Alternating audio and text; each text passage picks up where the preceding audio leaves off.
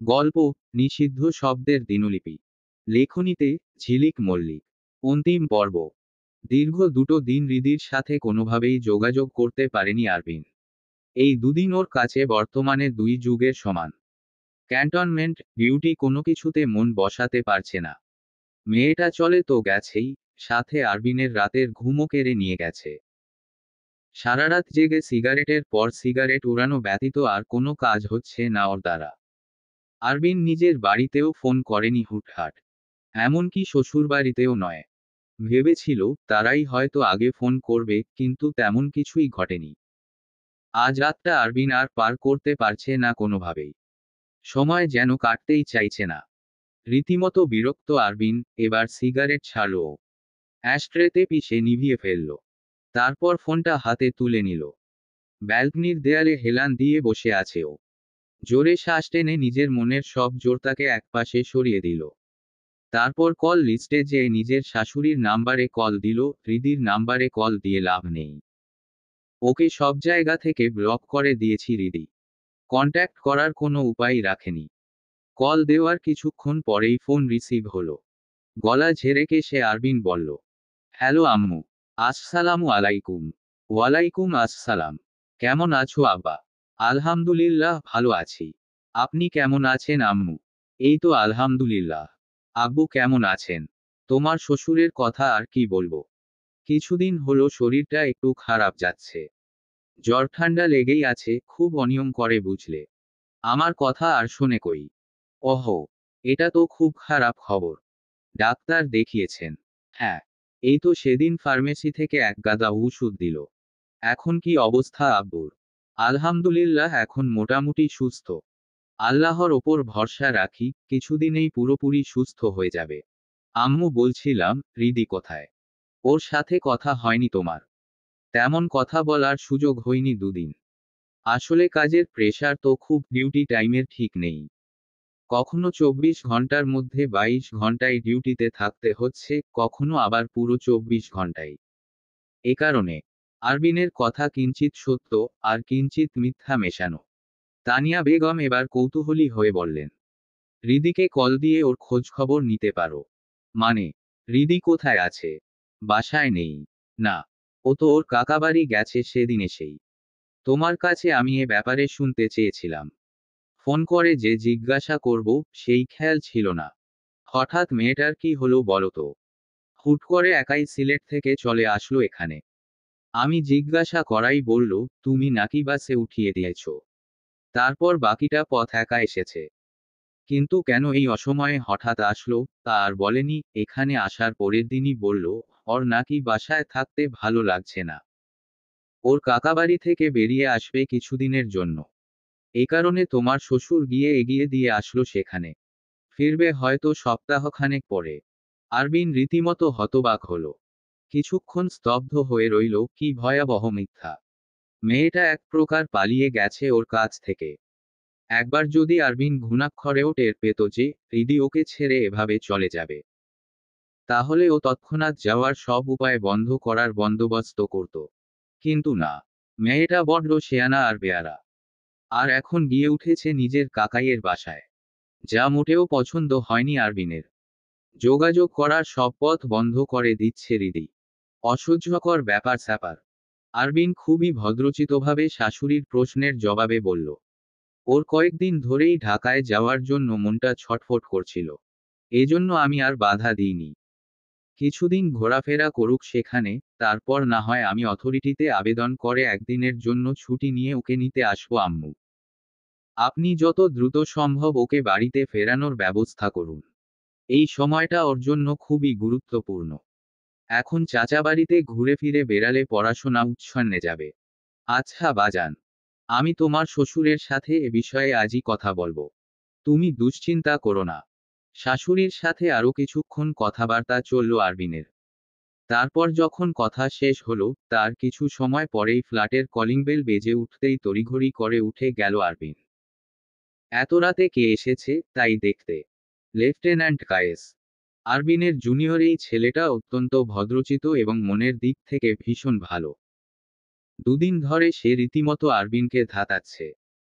কারণ সে খেয়াল করেছে ক্যান্টনমেন্টে সবসময় দক্ষতার সহিত কাজের জন্য প্রশংসা পাওয়া অফিসারদের মধ্যে অন্যতম একজন সিনিয়র অফিসার লেফটেন্যান্ট আরবিন স্যারের আজ দুদিন যাবৎ কাজে তেমন মন নেই। এমনকি এ নিয়ে আব্দুল মুহিত স্যারের সাথে মোটামুটি একটা আলাপও হয়ে গেছে কাইসের। আজ কায়েস এক প্রকার মনের ওপর জোর দিয়েই পারমিশন নিয়ে আবাসিক কোয়ার্টারে এসেছে আরবিনের সাথে দেখা করতে। সোফার ওপর বসে ফোন চালাচ্ছে কায়েস। ওদিকে আরবিন গেছে রান্নাঘরে কফি বানাতে। কিছুক্ষণ পরে আরবিন ট্রে হাতে ফিরল রান্নাঘর থেকে, 2 কাপ কফি আর কিছু স্ন্যাক্স নিয়ে। কফির মগ হাতে তুলে তাতে চুমুক দিতে দিতে আশেপাশে তাকালো কায়েস। তারপর বলল, স্যার, তাহলে যা শুনেছিলাম তাই কি ঠিক? কি, আপনার ওয়াইফ সত্যিই আপনাকে ছেড়ে চলে গেছে? পার্সোনাল লাইফ নিয়ে আলাপ করা পছন্দ করি না কায়েস, জানো তুমি। জি স্যার, জানি তো। তবে কয়েকজনের কানাঘুষা শুনে কৌতূহল দমন করতে পারলাম না। কৌতূহল দমন করতে শেখো, better for your mental health. Sir, কৌতূহলী হওয়ার কারণ আছে। হতে পারে আমি আপনাকে কোনো হেল্প করতে পারি। কেমন? এবার একটু নড়েচড়ে বসলো আরবিন।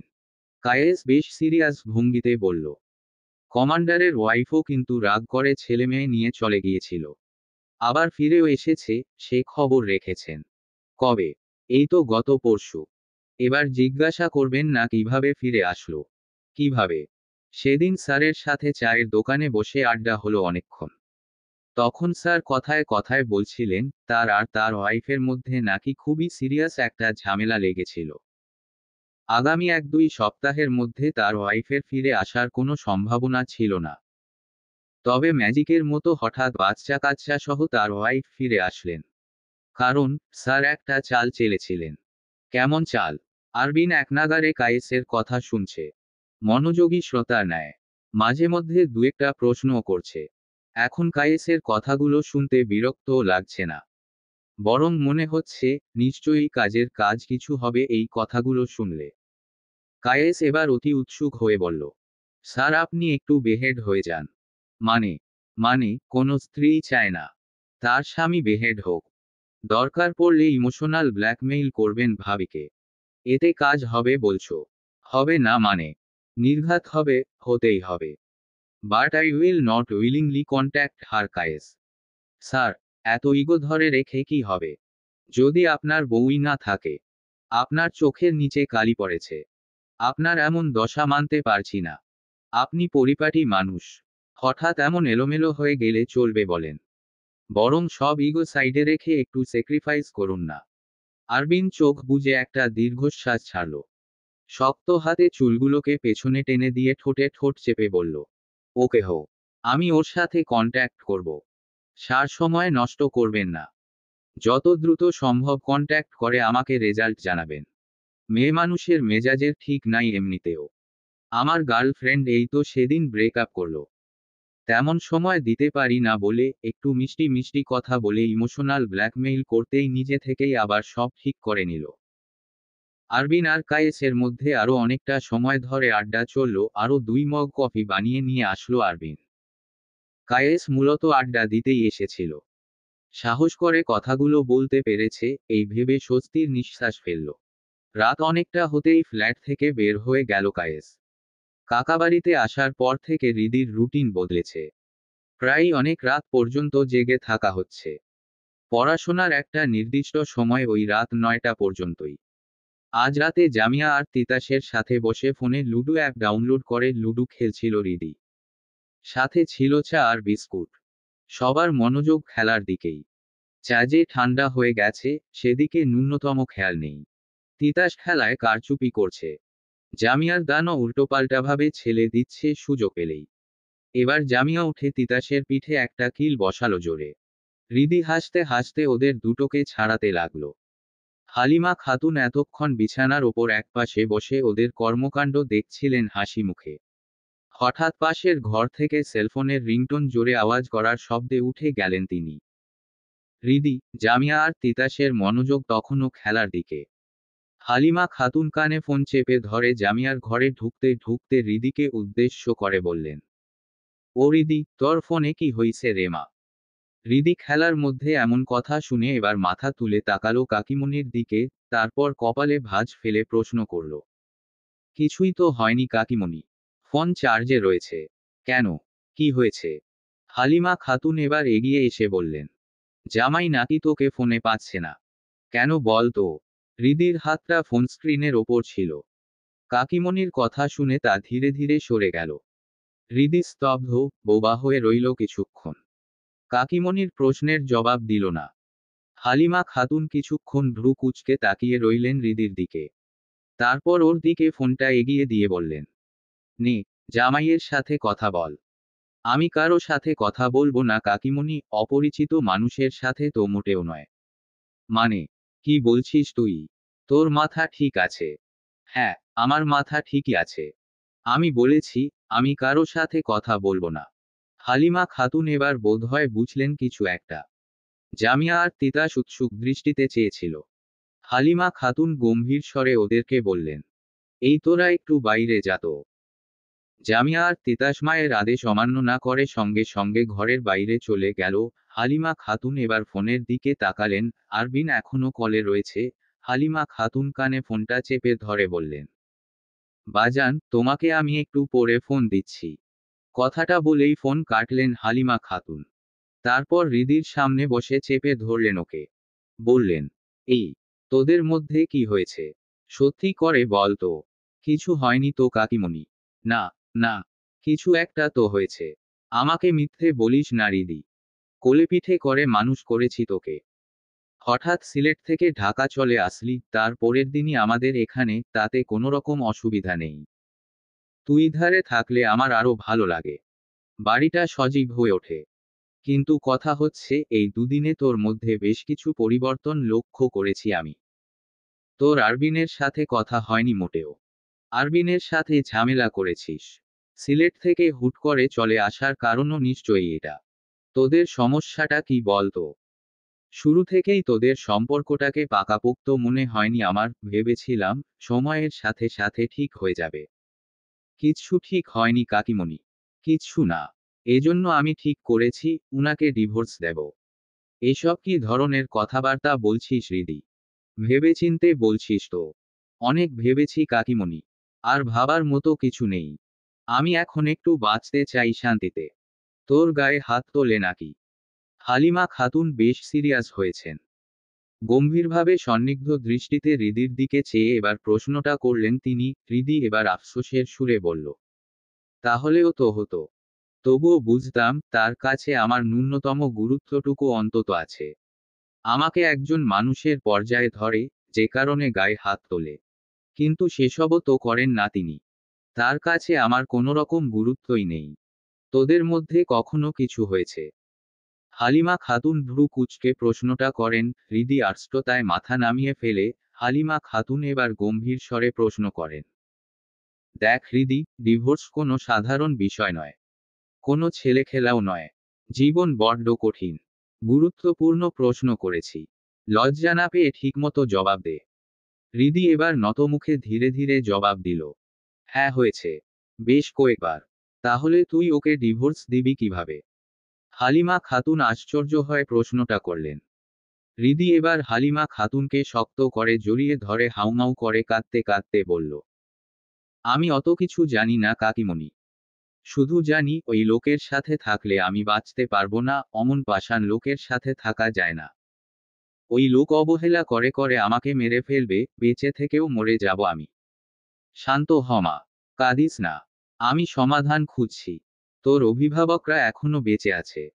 তোকে কষ্ট পেতে দেবে না মোটেও। হালিমা খাতুন হৃদির পিঠে মাথায় হাত বুলিয়ে ওকে শান্ত করার চেষ্টা করতে লাগলেন। ব্র্যান্ডেড জিনিস। এটা লুকোচুরি করে অত্যন্ত গোপনীয়তা এবং সাবধানতার সাথে ভেতরে আনতে পেরেছে আরবিন। কলেজ জীবনে বন্ধুদের গিলতে দেখেছিল। এই প্রথম নিজে চুমুক দিচ্ছে, এতে ঢকঢক করে গিলল, এক চুমুকেই শেষ। ভরা বোতলটা শেষ করে আরবিন শ্বাস ছাড়ল জোরে জোরে। চোখমুখ লাল হয়ে গেছে ওর। কাচের বোতলটা ফ্লোরের ওপর আছড়ে ভেঙে ফেলে চোয়াল শক্ত করে ও দাঁতে দাঁত চেপে বলল, হাউ রিডিকিউলাস। ওই বেয়াদব মেয়েমানুষ আমাকে ইগনোর করছে। আমাকে ভেবেছে ওর বিরহে আমি মরে যাব। মাথা মোটা একটা, মাথার তারতুর সব ছিঁড়ে গেছে। একবার সামনে পেলে মেরে ফেলবো, নির্ঘাত মেরে ফেলবো। হালিমা খাতুন ঘরময় পায়চারি করছেন। তার এক হাত মুখে, দেখেই বোঝা যাচ্ছে ভীষণ চিন্তাভাবনায় মগ্ন তিনি। হৃদি বিছানার ঠিক মাঝখানটায় বসে আছে। গায়ের ওপরে একটা পাতলা কাঁথা টানা, চুলগুলো এলোমেলো, পুরো পিঠময় ছড়িয়ে ছিটিয়ে আছে ঘন চুলগুলো। মুখ লাল, চোখ ঘোলাটে, ঠোঁটের শুষ্ক অবস্থা। খানিক বাদে বাদে তা কেঁপে উঠছে। কিছুক্ষণ আগে পর্যন্তও কাঁদছিল হৃদি, এখন বেশ চুপচাপ তাকিয়ে আছে ওর কাকিমণির দিকে। তার কার্যকলাপ দেখছে। পরিস্থিতি মোটেও সুবিধের মনে হচ্ছে না। হৃদি এবার গলা ঝেড়ে কেশে নিল, তারপর আশেপাশে নজর বুলিয়ে কাকিমণির দিকে সতর্ক দৃষ্টিতে চেয়ে জিজ্ঞাসা করল, কি ভাবলে কাকিমণি? ভাবছি বুঝলি। কি? আগে আমাকে কতগুলো প্রশ্নের জবাব দিতে পারিস মা। হঠাৎ পায়চারি করা থামিয়ে এগিয়ে আসলেন হালিমা খাতুন। বিছানার ওপরে বসলেন হৃদির সামনে। তারপর প্রশ্নটা করলেন। হৃদি ভড়কালো কিছুটা। সেভাবেই পাল্টা জিজ্ঞাসা করল, কি প্রশ্ন? কোনো কিছু ভাবনা চিন্তা করার আগে সবকিছু খতিয়ে দেখা খুবই জরুরি। তাই দ্বিধাদ্বন্দ্ব সব ছেড়ে কেশে নে। প্রশ্নমালা লম্বা হবে কিন্তু, আর উত্তরপত্রও স্পষ্ট হতে হবে। আপাতত আমাকে তোর নিজের বন্ধু ভাবতে হবে। হৃদি এবার সোজা হয়ে বসল, প্রস্তুত হয়ে নিল কাকিমণির প্রশ্নের জবাব দেওয়ার জন্য। কাকিমণির হাত টেনে নিজের হাতের মুঠোয় নিয়ে বলল, তুমি তো বরাবরই আমার বন্ধু ছিলে কাকিমণি। তোমার কাছে আমি একটা খোলা বইয়ের মতো। নাও, এবার যা প্রশ্ন করার করো। হালিমা খাতুন এবার সহজভাবে প্রশ্ন করলেন, বিয়েতে কি তোর শুরু থেকেই মতো ছিল? মানে পরিবারের কথা চিন্তা করে কোনোভাবে আবেগী হয়ে রাজি হয়েছিলি এই বিয়েতে? না তো। বিয়েতে সম্পূর্ণ আমার নিজস্ব মতামত ছিল। আমার মতো না থাকলে এই বিয়েটাই হতো না। আরবিনের দিক থেকে ঠিক ছিল তো? মানে তোকে বিয়ে করতে রাজি হওয়ার পেছনে কারণ কি ওর? তা তো জানি না কাকিমণি। উনার মনের কোনো কথাই আমার জানা নেই। সেই সুযোগটা কখনো দেননি উনি। তবে হ্যাঁ, এতদিনে এতটুকু বুঝেছি, উনি মূলত ফ্যামিলির জন্যই এই বিয়েতে রাজি হয়েছিলেন। কোনো দ্বিমত ছিল না। আবার বিয়ে করার জন্য খুব বেশি উচ্ছ্বসিতও নয়। একদম স্বাভাবিক। মানে প্রতিক্রিয়াহীন। বিয়ে হলো কি হলো না তাতে যেন উনার কিছু যায় আসে না। একজন মানুষের বিয়ে হলে এই সম্পর্কের জের ধরে সেই মানুষটার মধ্যে ন্যূনতম পরিবর্তন আসে, অথচ সে তার মতো চলে। হালিমা খাতুন কিছুটা ভাবুক হলেন হৃদির কথা শুনে। আপাতত তিনি শুধু প্রশ্ন পর্ব চালিয়ে যেতে চান। তাই এই কথার আলোচনায় গেলেন না তৎক্ষণাৎ, বরং কথার পিঠে পাল্টা প্রশ্ন করলেন, বিয়ের প্রথম দিন থেকে তোদের মধ্যে সম্পর্ক কেমন ছিল? হৃদি এবার মাথা নুইয়ে চুপ করে রইল। এই প্রশ্নের জবাবে কি বলবে সে? সেদিন যে একটা তুলকালাম কাণ্ড ঘটেছিল আর তার দায়ভার যে হৃদির ওপরেও বর্তায়, তা বলা মোটেও সমীচীন নয়। তবে এই মুহূর্তে হৃদিকে মুখ খুলতেই হবে। আর কোনো বাধ্যবাধকতা নেই। না আছে কোনো পিছুটান। হালিমা খাতুন এবার তীক্ষ্ণ দৃষ্টিতে হৃদির দিকে কিছুক্ষণ চেয়ে থেকে গম্ভীর স্বরে বললেন, দেখ হৃদি, অত্যন্ত সিরিয়াস বিষয় নিয়ে কথা হচ্ছে। এখানে জোরতা রাখার কোনো কারণ দেখছি না।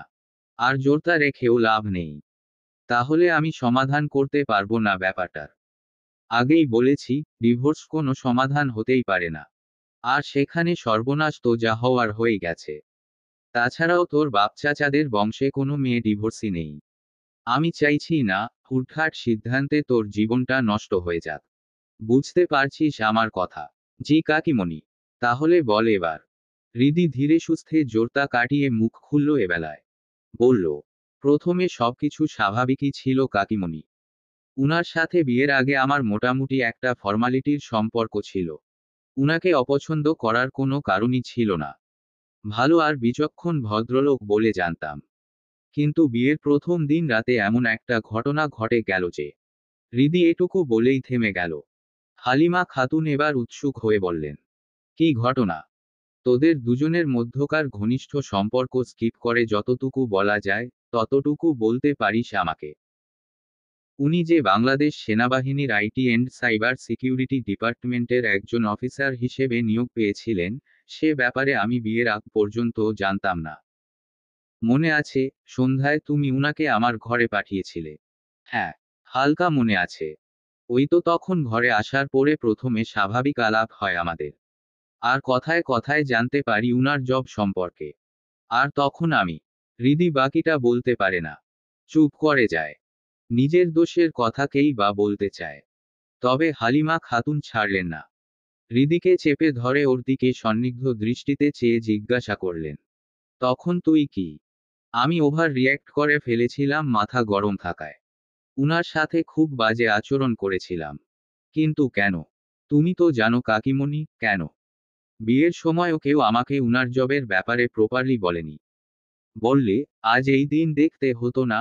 যত নষ্টের গোড়া সব ওই বিয়ের প্রথম দিন থেকেই শুরু হয়েছিল। তাও অমন একটা ঘটনার জের ধরে। তোর কাকাই মারা যাওয়ার পরে তো আমিও ট্রমায় ছিলাম। কিন্তু তার কাজকে কখনো ছোট করে দেখিনি। বরং একজন শহীদ সৈনিকের স্ত্রী হিসেবে গর্ব করেছি সব সময়। আমরা কেউ যদি ঘুণাক্ষরেও জানতাম ওই মান্দা আমলে মনে পুষে রাখা সামান্য একটা ভাবনার জের ধরে তোর জীবনে এমন প্রভাব পড়বে, তাহলে কি তোকে বলতাম না ভেবেছিস? সরকারি চাকরিজীবী, এটুকুই তো যথেষ্ট ভেবেছিলাম। যদিও আমাদের ভুল ছিল কিছু। তবে তুইও তো কম যাস না রে। সামান্য একটু ইস্যু নিয়ে এত কিছু। আমি ভুল করেছি, তা স্বীকার করতে দ্বিধা নেই। কিন্তু শুধু আমি একা ভুল করলেও মেনে নেওয়া যেত। সে কি কম ভুল করেছে? যাক, তাও বাদ দিলাম।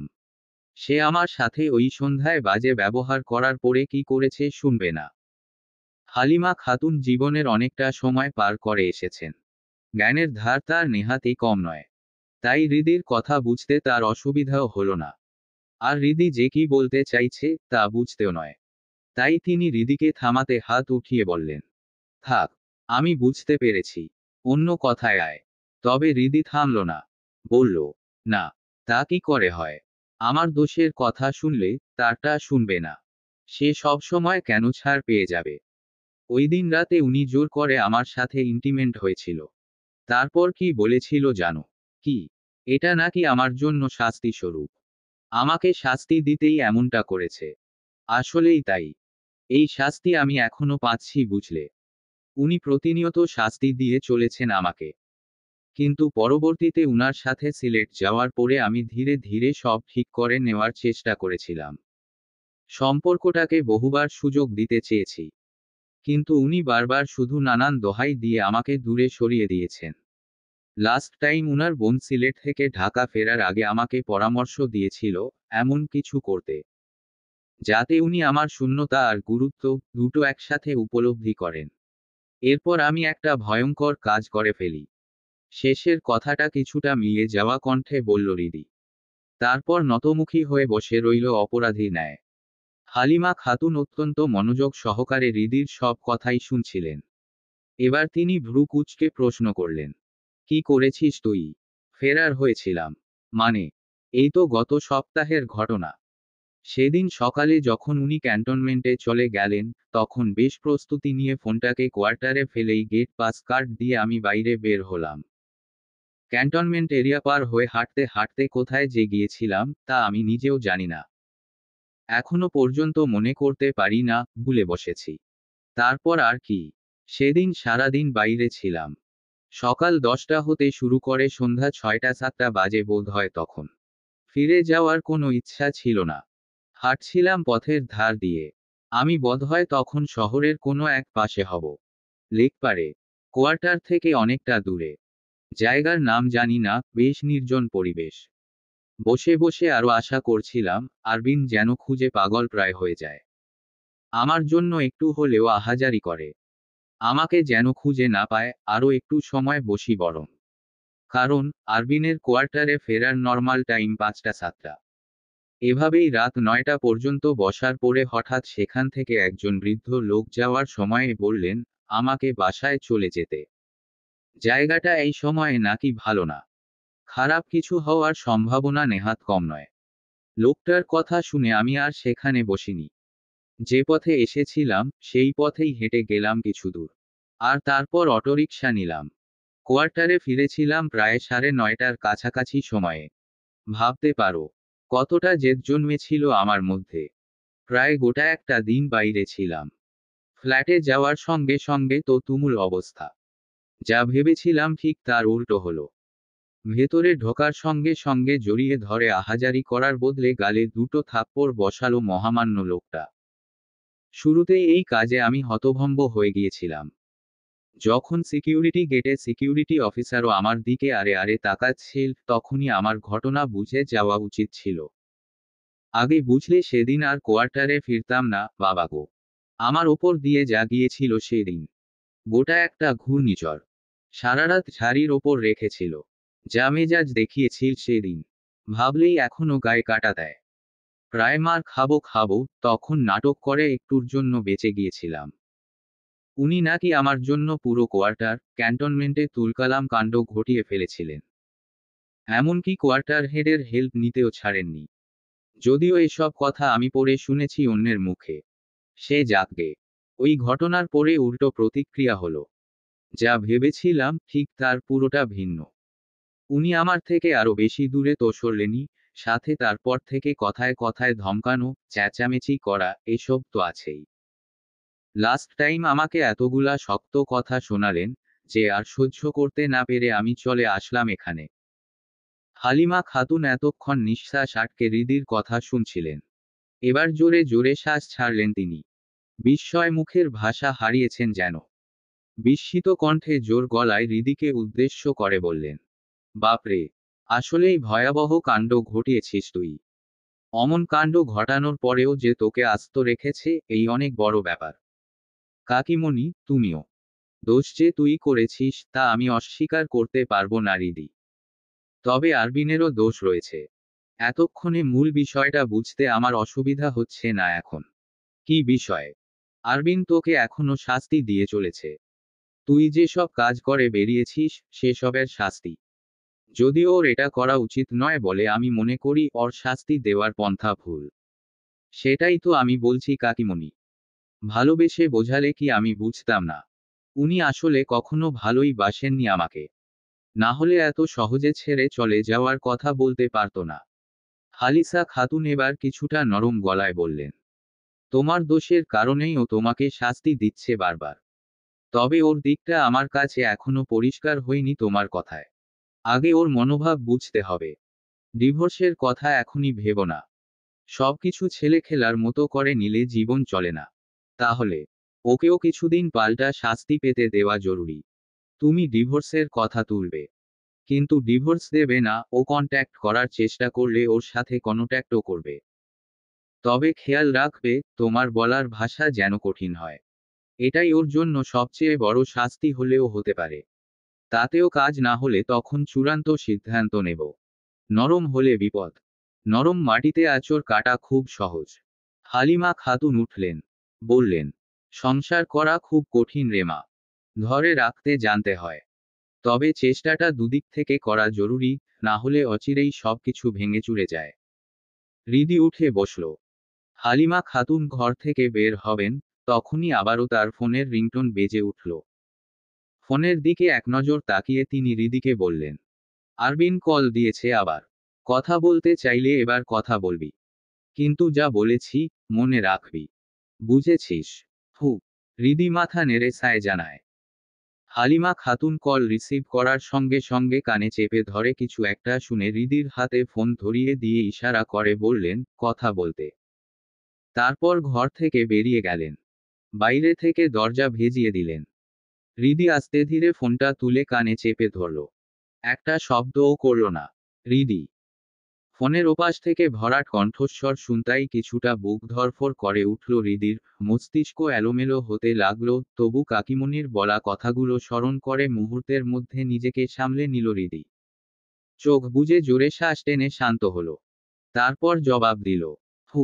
কি করছো? আরবিনের কণ্ঠস্বর কেমন যেন শোনালো। ঠিক স্বাভাবিক নয়, একটু অন্যরকম। হৃদির সন্দেহ জাগল মনে। জবাবে মিথ্যা বলল একটু। প্রতিক্রিয়া দেখার জন্য। আজিজের সাথে কথা বলছিলাম। আজিজ? কে এই হারামজাদা? আমার কলেজ লাইফের ফ্রেন্ড। কি কথা বলছিলে? প্রপোজ করলো আমাকে।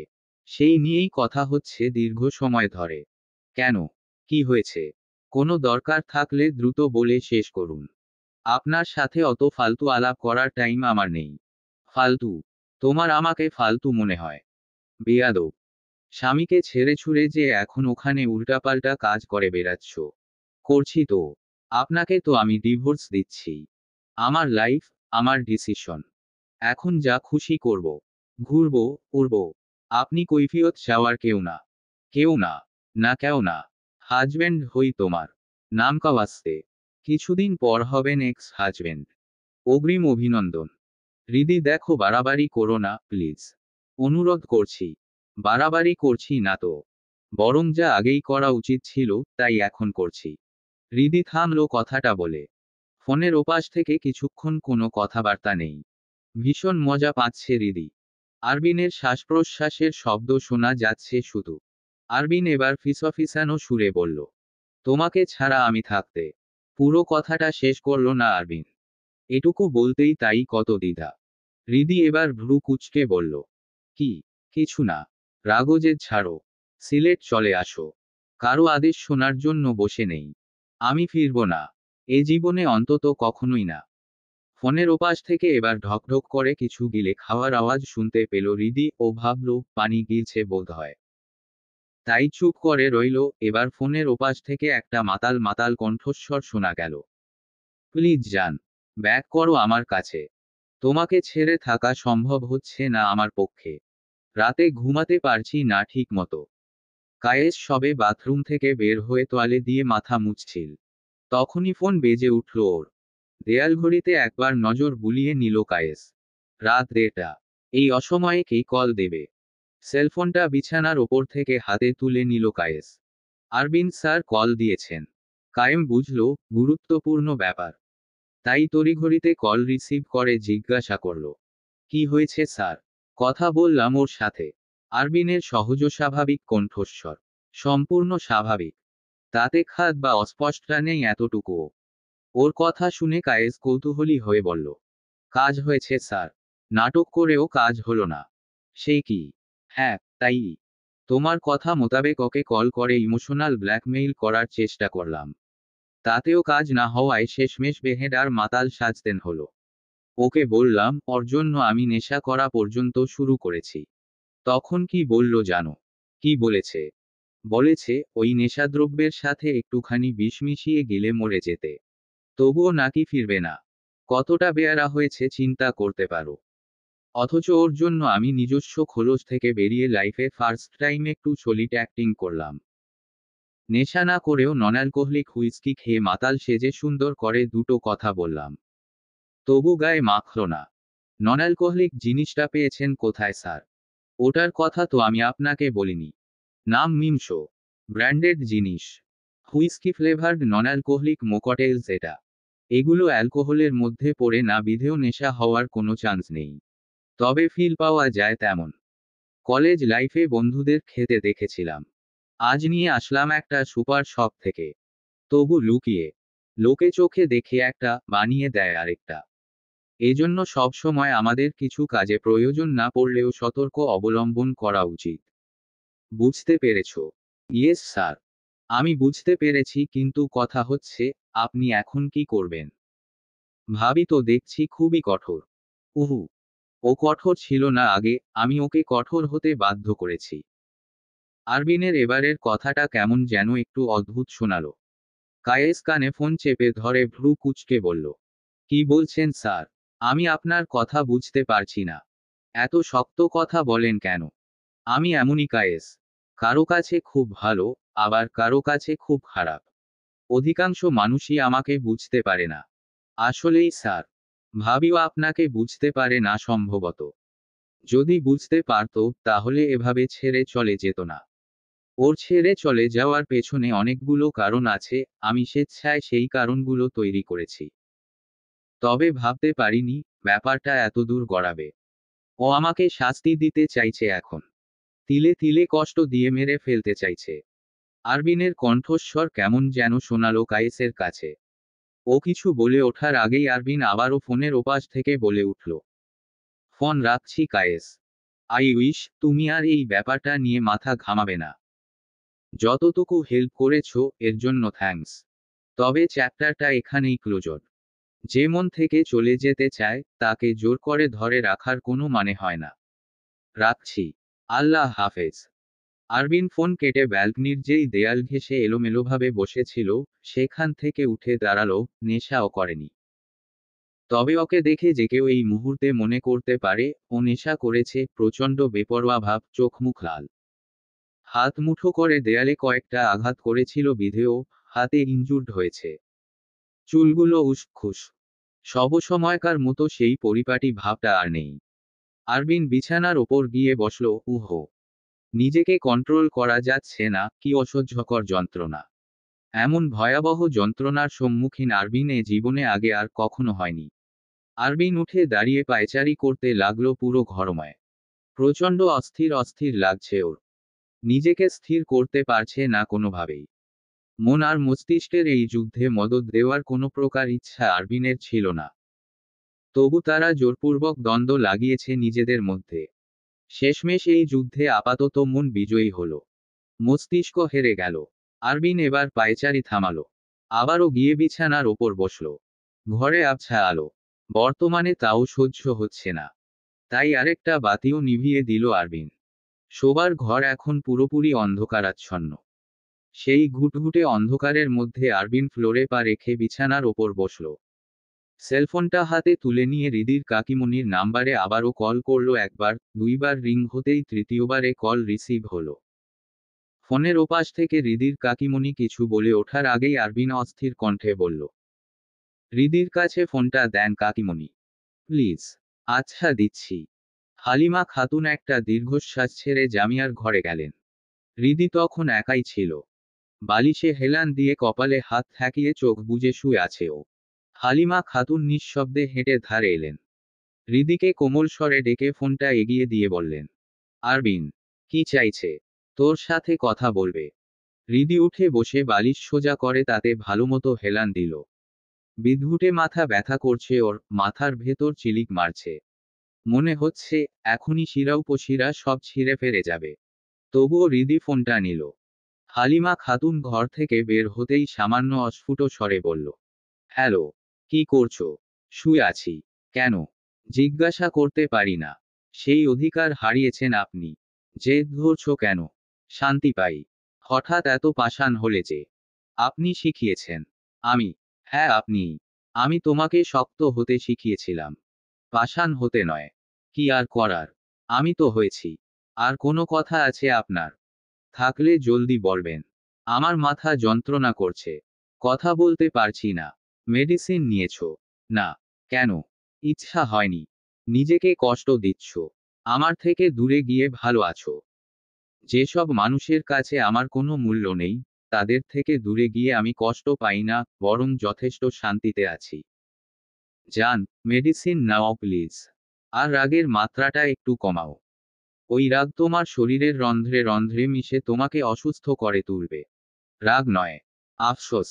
আফসোস বোঝেন? উহু, কেন বোঝেন না? আমি এমন অনেক কিছুই বুঝি না। ইমোশন বোঝার ক্ষমতা খোদাতায়ালা বোধ হয় আমাকে দেননি রিদি। এই জন্য তোমাকে বুঝতে পারি না। তোমাকে কি বলা যায় জানো? কি? প্রেমের প্রতিমূর্তি।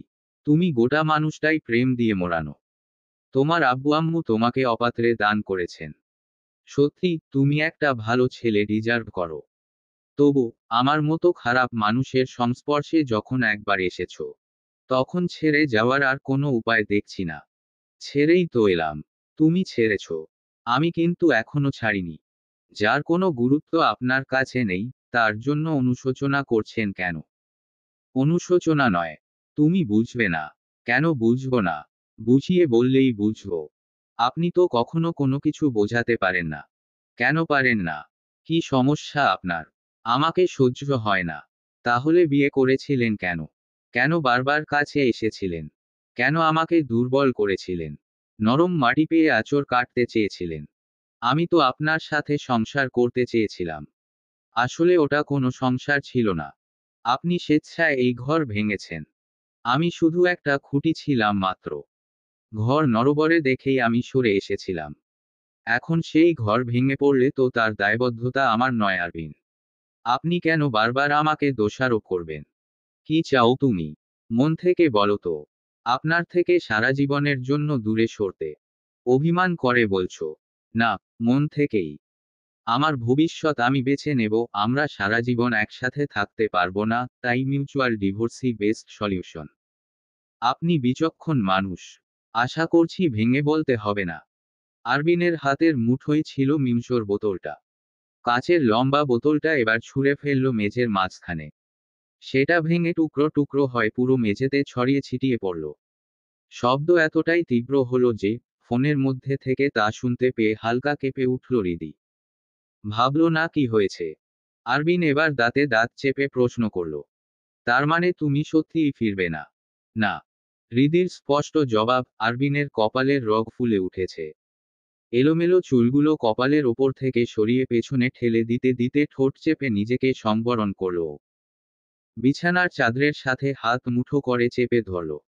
তারপর আবারও ফিসফিসানো স্বরে জিজ্ঞাসা করল, শাস্তি দিতে চাচ্ছ আমাকে? আমি কে আপনাকে শাস্তি দেওয়ার? কেউ না আমি আপনার। তাহলে এতক্ষণ কথা বললে কেন আমার সাথে? কল কেটে দিতে পারতে। কেন কাটলে না? গেম খেলছো আমার সাথে? আমার লাইফ ডেসপারেট করে দিতে চাইছো? আপনি কেন ডেসপারেট হবেন আমার জন্য? আপনার না কোনো ইমোশন নেই। তাহলে এত চড়ছেন কেন? বেয়াদব! জায়গায় মেরে ফেলবো তোমাকে। কল কেটে গেল। হৃদির প্রচণ্ড হাসি পাচ্ছে এই মাথা ব্যথার মধ্যেই। না, লোকটার হৃদয়ে ওর জন্য কিছু একটা তো অন্তত আছে। না হলে লোকটার এমন সহজ স্বীকারোক্তি আর এলোমেলো আচরণের সম্মুখীন এর আগে কখনো হয়নি হৃদি। কতটা অসহায় লাগছে তাকে। ইসস! কি অধঃপতন করে ছেড়েছে লোকটার। হৃদির বেশ মায়াও হচ্ছে মানুষটার জন্য। শত হোক, একটা সম্পর্কের টান রয়ে গেছে। রক্তের সম্পর্কের বাইরেও একটা শক্তিশালী সম্পর্ক হয়, তা হলো স্বামী স্ত্রীর সম্পর্ক। আজ 3 দিন কেটে গেছে। হৃদির জীবনযাপন কেমন যেন স্বাভাবিক হয়ে এসেছে। ঠিক বিয়ের আগে যেমন ছিল তেমনই। এর মধ্যে আরবিন বেশ কয়েকবার কন্ট্যাক্ট করার চেষ্টা করেছে। হৃদি ওকে সম্পূর্ণ এড়িয়ে গেছে। জামিয়ার সাথে মাঝে মধ্যে বাইরে থেকে ঘুরে আসে। বাসায় থাকতে দমবন্ধ লাগে ওর। এর মধ্যে একদিন ওর আব্বা আম্মার সাথেও কথা হয়েছে। তারা ওকে নিতে আসার কথা বললে হৃদি খুব করে অনুরোধ করল যেন কয়েকদিন পরে আসে। আজ মাত্র বাইরে থেকে ফিরেছে হৃদি। জামিয়াকে সাথে নিয়ে গিয়েছিল বুকশপের দোকানে কিছু দরকারি বই কিনতে। এখানে থাকলেও হৃদির পড়াশোনায় এতটুকুও অসুবিধা হচ্ছে না। অ্যাডমিশনের প্রিপারেশন বেশ ভালোভাবেই নেওয়া হচ্ছে ওর। বাসায় ফিরে উদ্ভাসের ঢাকার ব্রাঞ্চে ক্লাস করবে। হৃদি তখন সাইড ব্যাগটা সোফার ওপর রেখে চুলের খোপা ছাড়ছিল। তখনই ব্যাগের মধ্যে থেকে ফোনটা বেজে উঠল। তড়িঘড়িতে ফোন বের করে নাম্বারটা একবার দেখল হৃদি। অচেনা নাম্বার। হৃদি ভ্রু কুঁচকে ভাবল নাম্বারটা কার হতে পারে। ধারণায় আসলো না। হৃদি ফোন রিসিভ করতেই ওপাশ থেকে জোরে জোরে শ্বাস ফেলার শব্দ শোনা গেল শুধু। কোনো সারা শব্দ না পেয়ে হৃদি ভ্রু কুঁচকে বলল, হ্যালো, কে বলছেন? আপনার নাম কি হৃদি? জি। কেন? কে আপনি? আমাকে চিনবেন না। আমার নাম কায়েস। আরবিন স্যারের জুনিয়র। আপনার সাথে একটু জরুরি কথা ছিল। কায়েসের কণ্ঠস্বরে চরম অস্থিরতা, উৎকণ্ঠা। আরবিনের নাম শুনে হতচকিত হল হৃদি। কিছু একটা আজ করতে পারল। এবার মিলিয়ে যাওয়া কণ্ঠে জিজ্ঞাসা করল, কি হয়েছে?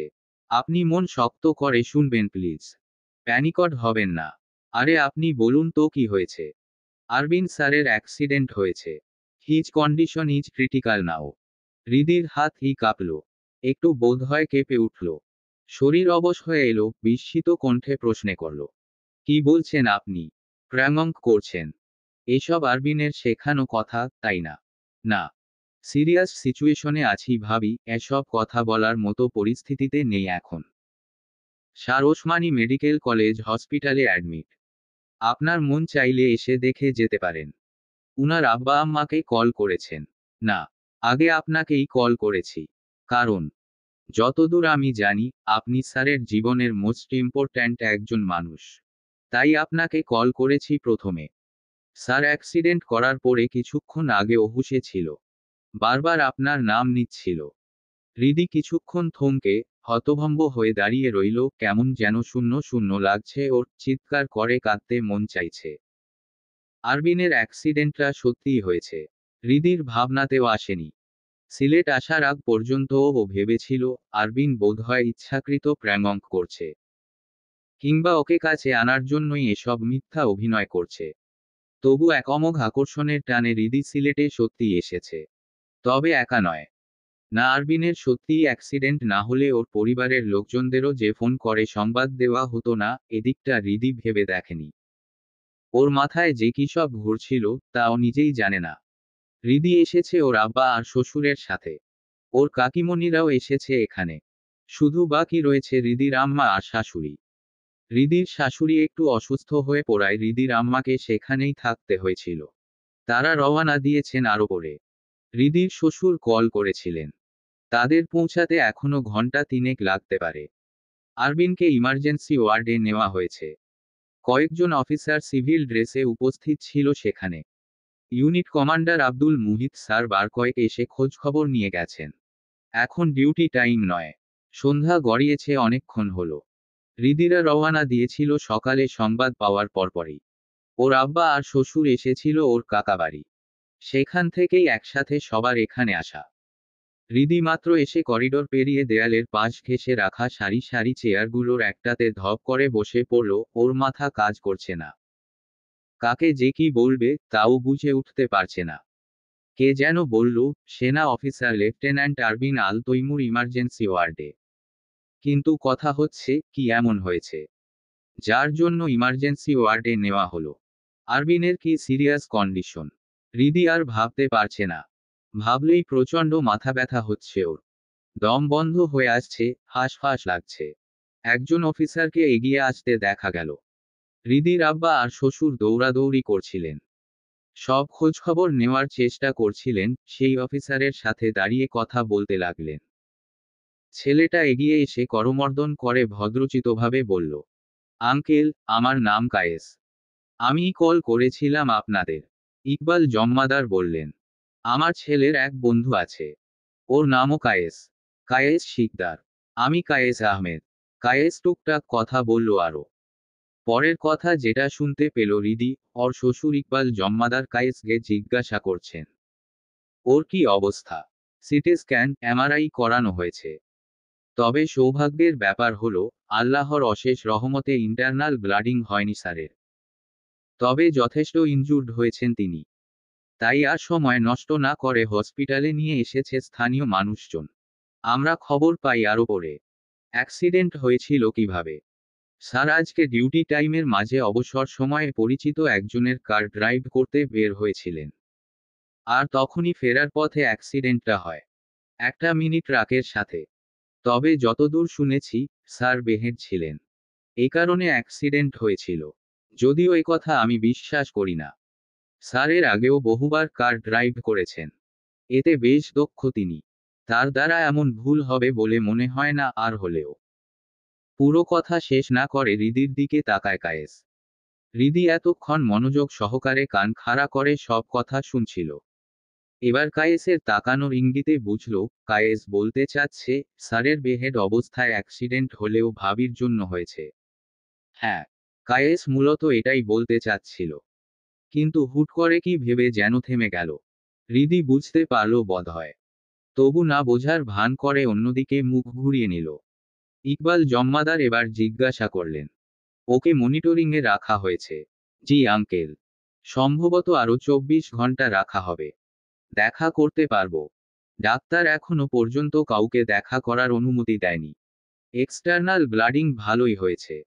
স্যারের ঘাড় আর মাথার অবস্থান ঠিক রাখতে নাকি কোলার বেস ব্যবহার করতে হচ্ছে। এবার বুঝুন অবস্থা। হৃদির এবার কান্না পেল কায়েসের কথা শুনে। এতক্ষণ সবকিছু মুখ বুজে ধৈর্য ধরে শুনছিল ও। শেষের কথাগুলো আর সহ্য করতে পারল না। চেয়ার ছেড়ে উঠে দাঁড়ালো। ওয়াশরুম খুঁজতে ব্যস্ত হলো। এই মুহূর্তে পাবলিক প্লেসে থাকলে ওর মানিজ্যত যাবে বইকি। আফসানা বেগম সেই কখন থেকে কেঁদেই চলেছেন। তার পাশে বসে তাকে সামলানোর চেষ্টা করছেন তানিয়া বেগম আর হালিমা খাতুন। হৃদি দূরে দাঁড়িয়ে আছে। বেশ অনেকটা দূরে। কোনো তাড়াহুড়ো নেই। কেমন যেন শান্ত মুখশ্রী ওর। তা দেখে দূর থেকে তানিয়া বেগম আরো কঠোর চাহনিতে তাকালেন মেয়ের দিকে। মেয়েটা এমন পাষাণ হলো কবে থেকে? একটুও কি মায়া দয়া নেই? ওদিকে স্বামীটা হসপিটালের বেডে পড়ে আছে আহত অবস্থায়। এদিকে শাশুড়ির আহাজারি একমাত্র ছেলের জন্য। তবু মেয়েটার একটুও হেলাফেলা নেই। এসে থেকে দেখছেন, সেই যে এক জায়গায় স্থির হয়ে দাঁড়িয়ে আছে, একটুও নড়াচড়া নেই। একদৃষ্টিতে তাকিয়ে আছে লম্বা করিডোরের অদূরে। রাত এখন গভীর। আরবিনের কলিগরা সবাই বেরিয়ে গেছেন কিছুক্ষণ আগেই। সকালে আবারও আসবেন তারা। হৃদির আব্বা আর শ্বশুরাব্বা বেরিয়েছেন অনেকক্ষণ হলো। ডাক্তারের দেওয়া প্রেসক্রিপশন অনুযায়ী ফার্মেসি থেকে ওষুধপত্র আনতে গেছেন তারা। হাসপাতাল মোটামুটি শুনশান নীরব। সারাদিনের মতো ততটা কোলাহল নেই। আর না আছে কারো তাড়াহুড়ো। তানিয়া বেগম এবার হালিমা খাতুনকে বেআইনের পাশে বসিয়ে রেখে উঠে এগিয়ে আসলেন মেয়ের দিকে। মেয়েকে কিছুটা দূরে টেনে নিয়ে ওর হাতের বাহু চেপে ধরে বললেন, কি হয়েছে তোর? কি হবে? হৃদি ভ্রু কুঁচকে তাকালো মায়ের দিকে। প্রশ্নের পিঠে পাল্টা প্রশ্ন করল। তানিয়া বেগম এবার ফিসফিসিয়ে বললেন, ওদিকে তোর স্বামী হসপিটালের বেডে। দেখেছিস? হৃদি দুই পাশে মাথা নাড়িয়ে নাসূচক জবাব দেয়, যার অর্থ সে দেখেনি। তানিয়া বেগম এবার দাঁতে দাঁত চেপে বেশ কঠোর গলায় বলেন, ওই দেখার কথা বলছি না। এখানের পরিবেশ পরিস্থিতি ভালো না। ছেলেটার অমন অবস্থা। তোর শাশুড়ির মানসিক অবস্থা ভালো নয়। তুই এখনো এতটা শান্ত আছিস কিভাবে? একটু তো কাঁদ। না হলে যে খারাপ দেখায়। মানুষ মন্দ কথা বলবে। কিছু খারাপ দেখায় না আম্মা। আর মানুষের বলাবলিতে আমার কিছু যায় আসে না। তুমি অতিরিক্ত সহজ সরল। কিন্তু আমি ইমোশনাল নই। আমি কান্নাকাটি করলেই উনি সুস্থ হয়ে যাচ্ছেন না।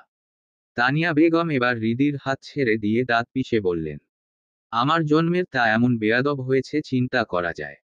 কান্নাকাটি করতে না পারো, মুখটা একটু কষ্ট করে সামলে রাখো। তোমার ওই কথার ধারে তোমার শাশুড়ি আবার এক দফা অসুস্থ হয়ে না পড়েন, আমার হলো সেই টেনশন। তানিয়া বেগম চলে গেলেন। হৃদি সেদিকে অদ্ভুতভাবে তাকিয়ে থেকে আনমনে বিড়বিড় করে বলল, উনিই তো আমাকে কঠোর হতে শিখিয়েছেন আম্মা। আমার কি দোষ? রাত তখন ৩টা। সবাই বসে আছে কেবিনের সামনের করিডোরে। সবারই নির্ঘুম রাত কাটছে। কারো চোখে এক ফোঁটা ঘুম নেই। ডাক্তার এসেছিলেন এদিকটায় কোনো একটা জরুরি কাজে। এত রাতে আসার কারণ কি তা কারো জানা নেই। তবে তিনি কেবিন থেকে বের হতেই ইকবাল জম্মাদার উঠে গেলেন। ডাক্তার জানালেন, আরবিনের জ্ঞান ফিরেছিল বহু আগেই। ইনজেকশন পুশ করাই, আরও কিছুক্ষণ ঘুমিয়েছিল। মাত্র কিছু সময় আগে আবার জ্ঞান ফিরেছে। ইকবাল জম্মাদার এবার ডাক্তারকে খুব করে অনুরোধ করলেন, যেন ছেলের কাছে যেতে দেওয়া হয়। ডাক্তার প্রথমে নিষেধাজ্ঞা জারি করলেও পরে তার মন নরম হলো। তবু অনুমতি দিয়ে শক্ত গলায় বললেন, যেন রোগীর সাথে একসঙ্গে ২-৩ জনের বেশি দেখা না করে এই মুহূর্তে। একসাথে বেশি মানুষের আনাগোনা ও কোলাহলে রোগীর স্বাস্থ্যের আরও অবনতি হতে পারে। ইকবাল জম্মাদার ডাক্তারের কথা রাখলেন। প্রথমে তিনি, তার স্ত্রী আর সোহরাব হোসেন ভেতরে গেলেন। আরবিন কেবিনে চোখ বুজে শুয়েছিল। ওর আব্বা আম্মার কথাবার্তা শুনে চোখ খুলল। ইকবাল জম্মাদার স্ত্রীকে বারবার সতর্ক করে এসেছেন বাইরে থেকে, যেন ছেলেকে দেখে একটুও কান্নাকাটি না করে। তবু মায়ের মন তো। ছেলের শুকনো মুখ দেখেই আড়ালে একটু কাঁদলেন আফসানা বেগম।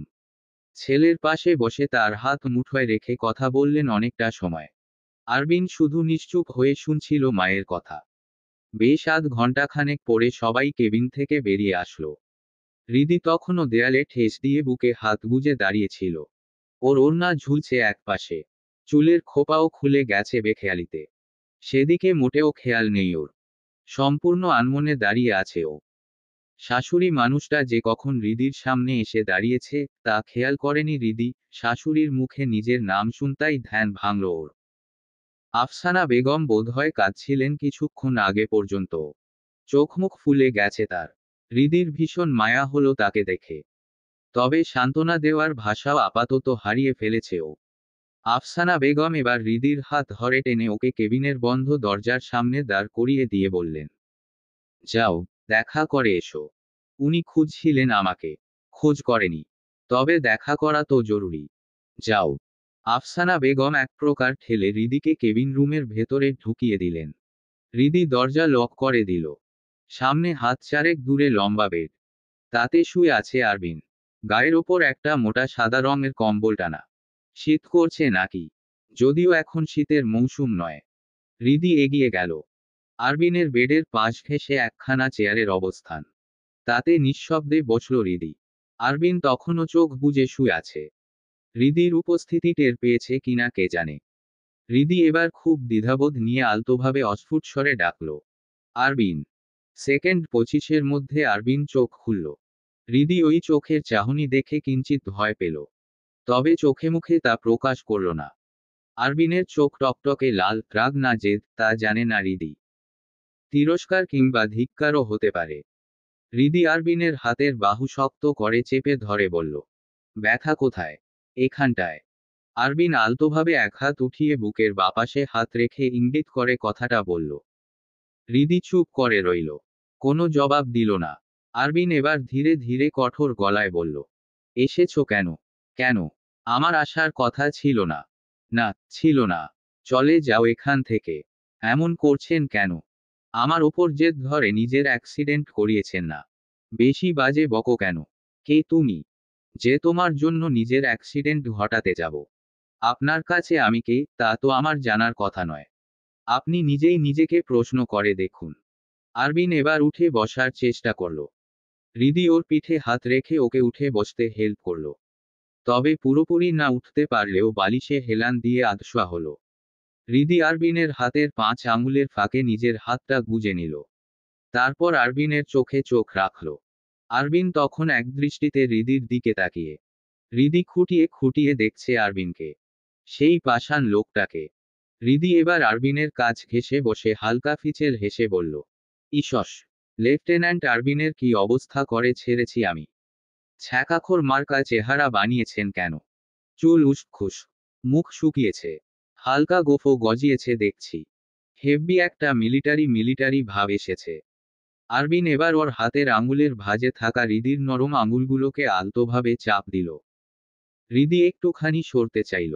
আরবিন সরতে দিল না। ইশারা করে বেডে ওর পাশে এসে বসতে বলল। বাধ্য স্ত্রীর মতো বসল হৃদি। আরবিনের দিকে আকুল দৃষ্টিতে চেয়ে রইল। আরবিন হঠাৎ শক্ত করে দুহাতে জড়িয়ে ধরল হৃদিকে। নিজের বুকের মধ্যে টেনে নিল, এতটাই জোরে যেন ছেড়ে দিলেই হারিয়ে যাবে। আরবিন এবার ফিসফিসিয়ে হৃদির কানের নিকটে মুখ রেখে বলল, একজন সেনা অফিসারের যোগ্য স্ত্রী হয়ে উঠেছ এবার দেখছি। হাজবেন্ড ইনজুর্ড হয়ে বেডে পড়ে আছে, তাও কাঁদছ না। কাঁদতে হবে বুঝি? না। শক্ত করে জড়িয়ে ধরে বসে থাকো এভাবেই। তাতেই অর্ধেক সুস্থ হয়ে যাব। এটা কোন ধরনের কথাবার্তা? মেডিসিনে মানুষ সুস্থ হয়, জড়িয়ে ধরায় নয়। তুমি আমার মেডিসিন। হৃদির কাঁধের ওড়না সরিয়ে উন্মুক্ত করে আলতোভাবে একটা প্রগাঢ় চুমু বসিয়ে কথাটা বলল আরবিন। হৃদি কি ঠিক শুনল? হ্যাঁ, বোধ হয় তাই। তবে আশ্চর্য হলো। চরম আশ্চর্য। এহেন কথাও আরবিন বলতে পারে। জানা ছিল না ওর। হৃদি আরবিনের পিঠ খামচে ধরে আলতো স্বরে বলল, আপনি আমাকে ভালোবাসেন না তো? কোন কুলাঙ্গারের বাচ্চা বলেছে ভালোবাসি না? হারামির বাচ্চাকে সামনে পেলে কুপাবো। তাহলে একবার ভালোবাসি বলবেন। ভালোবাসি না বলেও ভালোবাসা যায় হৃদি। সেটা কিভাবে? সব কথা কেন আমার বুঝিয়ে দিতে হবে? এই তোমার জন্য এতটা বেহেড হওয়া, অ্যাক্সিডেন্ট করা, প্রতিটা মুহূর্তে তোমার জন্য দুশ্চিন্তায় থাকা, সেদিন তোমার অনুপস্থিতিতে বেপরোয়া হওয়া, এসবের মাঝে কি তুমি ভালোবাসার সন্ধান পাও না? এতটা অবুঝ হলে কবে থেকে? আপনি কেমন যেন? আমি এমনই হৃদি। তুমি শুধুমাত্র আমার কঠোরতাকে দেখতে পাও। তোমার প্রতি আমার ফিলিংসকে নয়। তাহলে কি আমি বোকা? না, তুমি বোকা নও। তুমি প্রেমের প্রতিমূর্তি। আমার আগ্নেয়গিরির মতো পুড়ে ছারখার হয়ে যাওয়া জীবনে এক টুকরো শীতল বরফ। একমাত্র তুমি পারো আমার ভেতরকার দহন নেভাতে। আর কেউ পেরেছে কখনো? না। তাহলে নিজেকে এত তুচ্ছ মনে করো কেন? আমার হাইপার মেজাজ। কন্ট্রোল করতে পারি না। এটুকু বোঝো না? হু। হৃদি নতমুখে জবাব দিল। নিজেকে এখন অপরাধী মনে হচ্ছে ওর। আরবিন ওর গলার ভাঁজে মুখ রাখল। সেখানে ঠোঁট চেপে ধরে ফিসফিসিয়ে বলল, একটা প্রস্তাব দিই। কি? হৃদি কেঁপে উঠে প্রশ্ন করল পাল্টা। আরবিন গলার স্বর আরো গভীর অথচ শক্ত রেখে বলল, সারা জীবনের জন্য আমার এই বেহেড মেজাজকে কন্ট্রোল করার দায়িত্ব নিতে পারবে জান? হৃদি জবাব দিতে পারল না, শিরদাঁড়া বেয়ে ঠান্ডা স্রোত বয়ে গেল যেন। আরবিন ওকে আরো শক্ত করে জড়িয়ে ধরে রাখল। হৃদি, ও হৃদি, ঘরে আসো তো। আরবিনের চেঁচামেচি শুনে খুন্তি নাড়ানো বন্ধ হয়ে গেল হৃদির। লোকটা অসুস্থ অবস্থায়ও একটুও স্বস্তি দিচ্ছে না ওকে। সারাক্ষণ চেঁচামেচি লাগিয়ে রেখেছে। কখনো এই দরকার, আবার কখনো ওই দরকার। কাজের আর শেষ নেই। সংসার করা কি চারটিখানি কথা। কোমরে আঁচলটা আরো দৃঢ়ভাবে গুজে রান্নাঘর থেকে বের হয়ে ড্রয়িং রুম পেরিয়ে সোজা শোবার ঘরের দিকে দৌড় দিল হৃদি। ও ঘরে প্রবেশ করতেই আরবিনের ঝাড়ি খেল একটা। আরবিন পালঙ্কের সাথে বালিশে হেলান দিয়ে বসেছিল, কিছু একটা খোঁজ করছিল বোধহয়। বিছানার পাশে হাতের কাছের মিনি ওয়ারড্রপটায় দরকারি জিনিসটা না পেয়েই এমন চেঁচামেচি, রাগারাগি। হসপিটাল থেকে ফিরতে পারেনি একদিন হলো মাত্র। ডাক্তার বলছেনে কমপক্ষে 3 দিন বেড রেস্টে থাকতে। জরুরি অসুস্থতার কারণে ছুটিও পাওয়া গেছে। আরবিন যদিও ছুটি নিতে চায়নি, এমনকি ও নিজে যথেষ্ট হাঁটাচালা করতে পারবে, এমন কথাও প্রচণ্ড আত্মবিশ্বাসের সাথে বলেছে। তবে বাকি সবাই মানতে নারাজ। দুই পরিবারের লোকজন আরবিনের কোয়ার্টার অবধি আসা পর্যন্তই থেকেছিলেন এখানে। আরবিনকে হসপিটাল থেকে কোয়ার্টারে আনার পরেই তারা নিশ্চিন্ত মনে ঢাকা ফিরেছেন। এদিকে হৃদি পড়েছে মহাজালায়। লোকটা আগে ধারে কাছে থাকতো দৈনিক 10-12 ঘন্টা, আর এখন থাকছে 24 ঘন্টা। 24টা ঘন্টায়ও হৃদির ধমকের ওপর থাকতে হয়। আরবিন চেয়েছিল নিজে উঠে রান্না করতে। ওর রান্নার হাত এবং অভিজ্ঞতা ভালো বিধেয় খাবারটা উপাদেয় হয়। কিন্তু হৃদি মোটামুটি রান্না পারলেও তা খাওয়ার উপযোগী নয়। মুখে দেওয়াও কষ্টকর। তবু হৃদি আজ এক প্রকার ঠেলে আরবিনকে বিছানায় শুইয়ে রেখে নিজে মাতবরি করে রান্না করতে লেগে গেছে। এর মধ্যে লোকটার দুবার ডাক দেওয়াও হয়ে গেছে, গতবার নেইল কাটারের জন্য ডেকেছিল। তবে সেবারের ডাকটা স্বাভাবিকই ছিল। এবার কি খেপেছে নাকি? এই মিলিটারিদের বিয়ে করার এক জ্বালা। সারাক্ষণ মেজাজ থাকে নাকের ডগায়। ভালোবাসবেও মেজাজ দেখিয়েই। মাঝখান থেকে বেচারি সহধর্মিণীদের ধমক খেতে খেতে আর অতিমাত্রায় কঠোর মেজাজ দেখতে দেখতে জান যায়। হৃদি বিছানার কাছে এগিয়ে গেল। আরবিনের তখন মেজাজ আসলেই সপ্তমে চড়ে আছে। হৃদির দিকে এমনভাবে তাকিয়ে, যেন পারলে এখনই গিলে ফেলে। হৃদি এবার কোমরে হাত রেখে প্রশ্ন করল, কি সমস্যা? চেঁচামেচি করে ডাকছেন কেন এতবার? আমার কাজ আছে না? ওদিকে রান্না ফেলে রেখে বারবার এখানে আসলে আর গিলে মরতে হবে না। অভুক্ত মরে ভূত হয়ে আফসোস করবেন পরে। এমনিতেই ওসব শাকসবজি বেছে, মাছ কুটে, মাংস পরিষ্কার করে রান্না করতে করতে আমার জান যায় যায় অবস্থা। তার মধ্যে আবার আপনার ডাকাডাকি। এরপর রান্না খারাপ হলে তো তখন আবার দোষ ধরবেন। হৃদির তোত্তারছা কথাবার্তা শুনে আরবিনের মেজাজ আরও গেল বোধ হয়। তবে যথেষ্ট কন্ট্রোলে রেখে হৃদির দিকে তাকালো ও। হৃদি এবার আরও কিছুটা এগিয়ে এসে দাঁড়িয়ে জিজ্ঞাসা করল, কি চাই? বেনসনের প্যাকেট কই? আমি কিভাবে জানবো? হৃদি যেন আসমান থেকে পড়ল। মারাত্মক বিস্ময় দেখালো আরবিনের প্রশ্ন শুনে। তারপর এদিক ওদিক চাওয়াচাওয়ি করে খোঁজাখুঁজি করার ভান ধরল।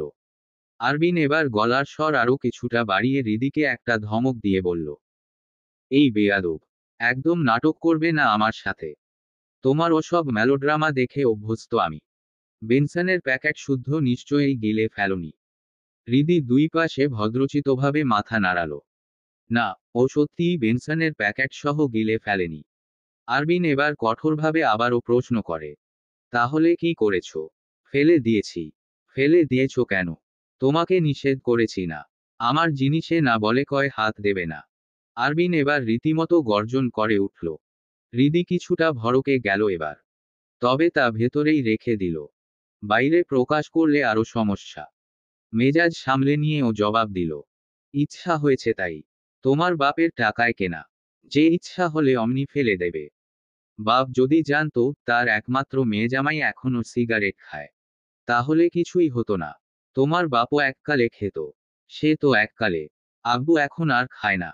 কেন খায় না জানেন? জানি। তোমার মায়ের জন্য।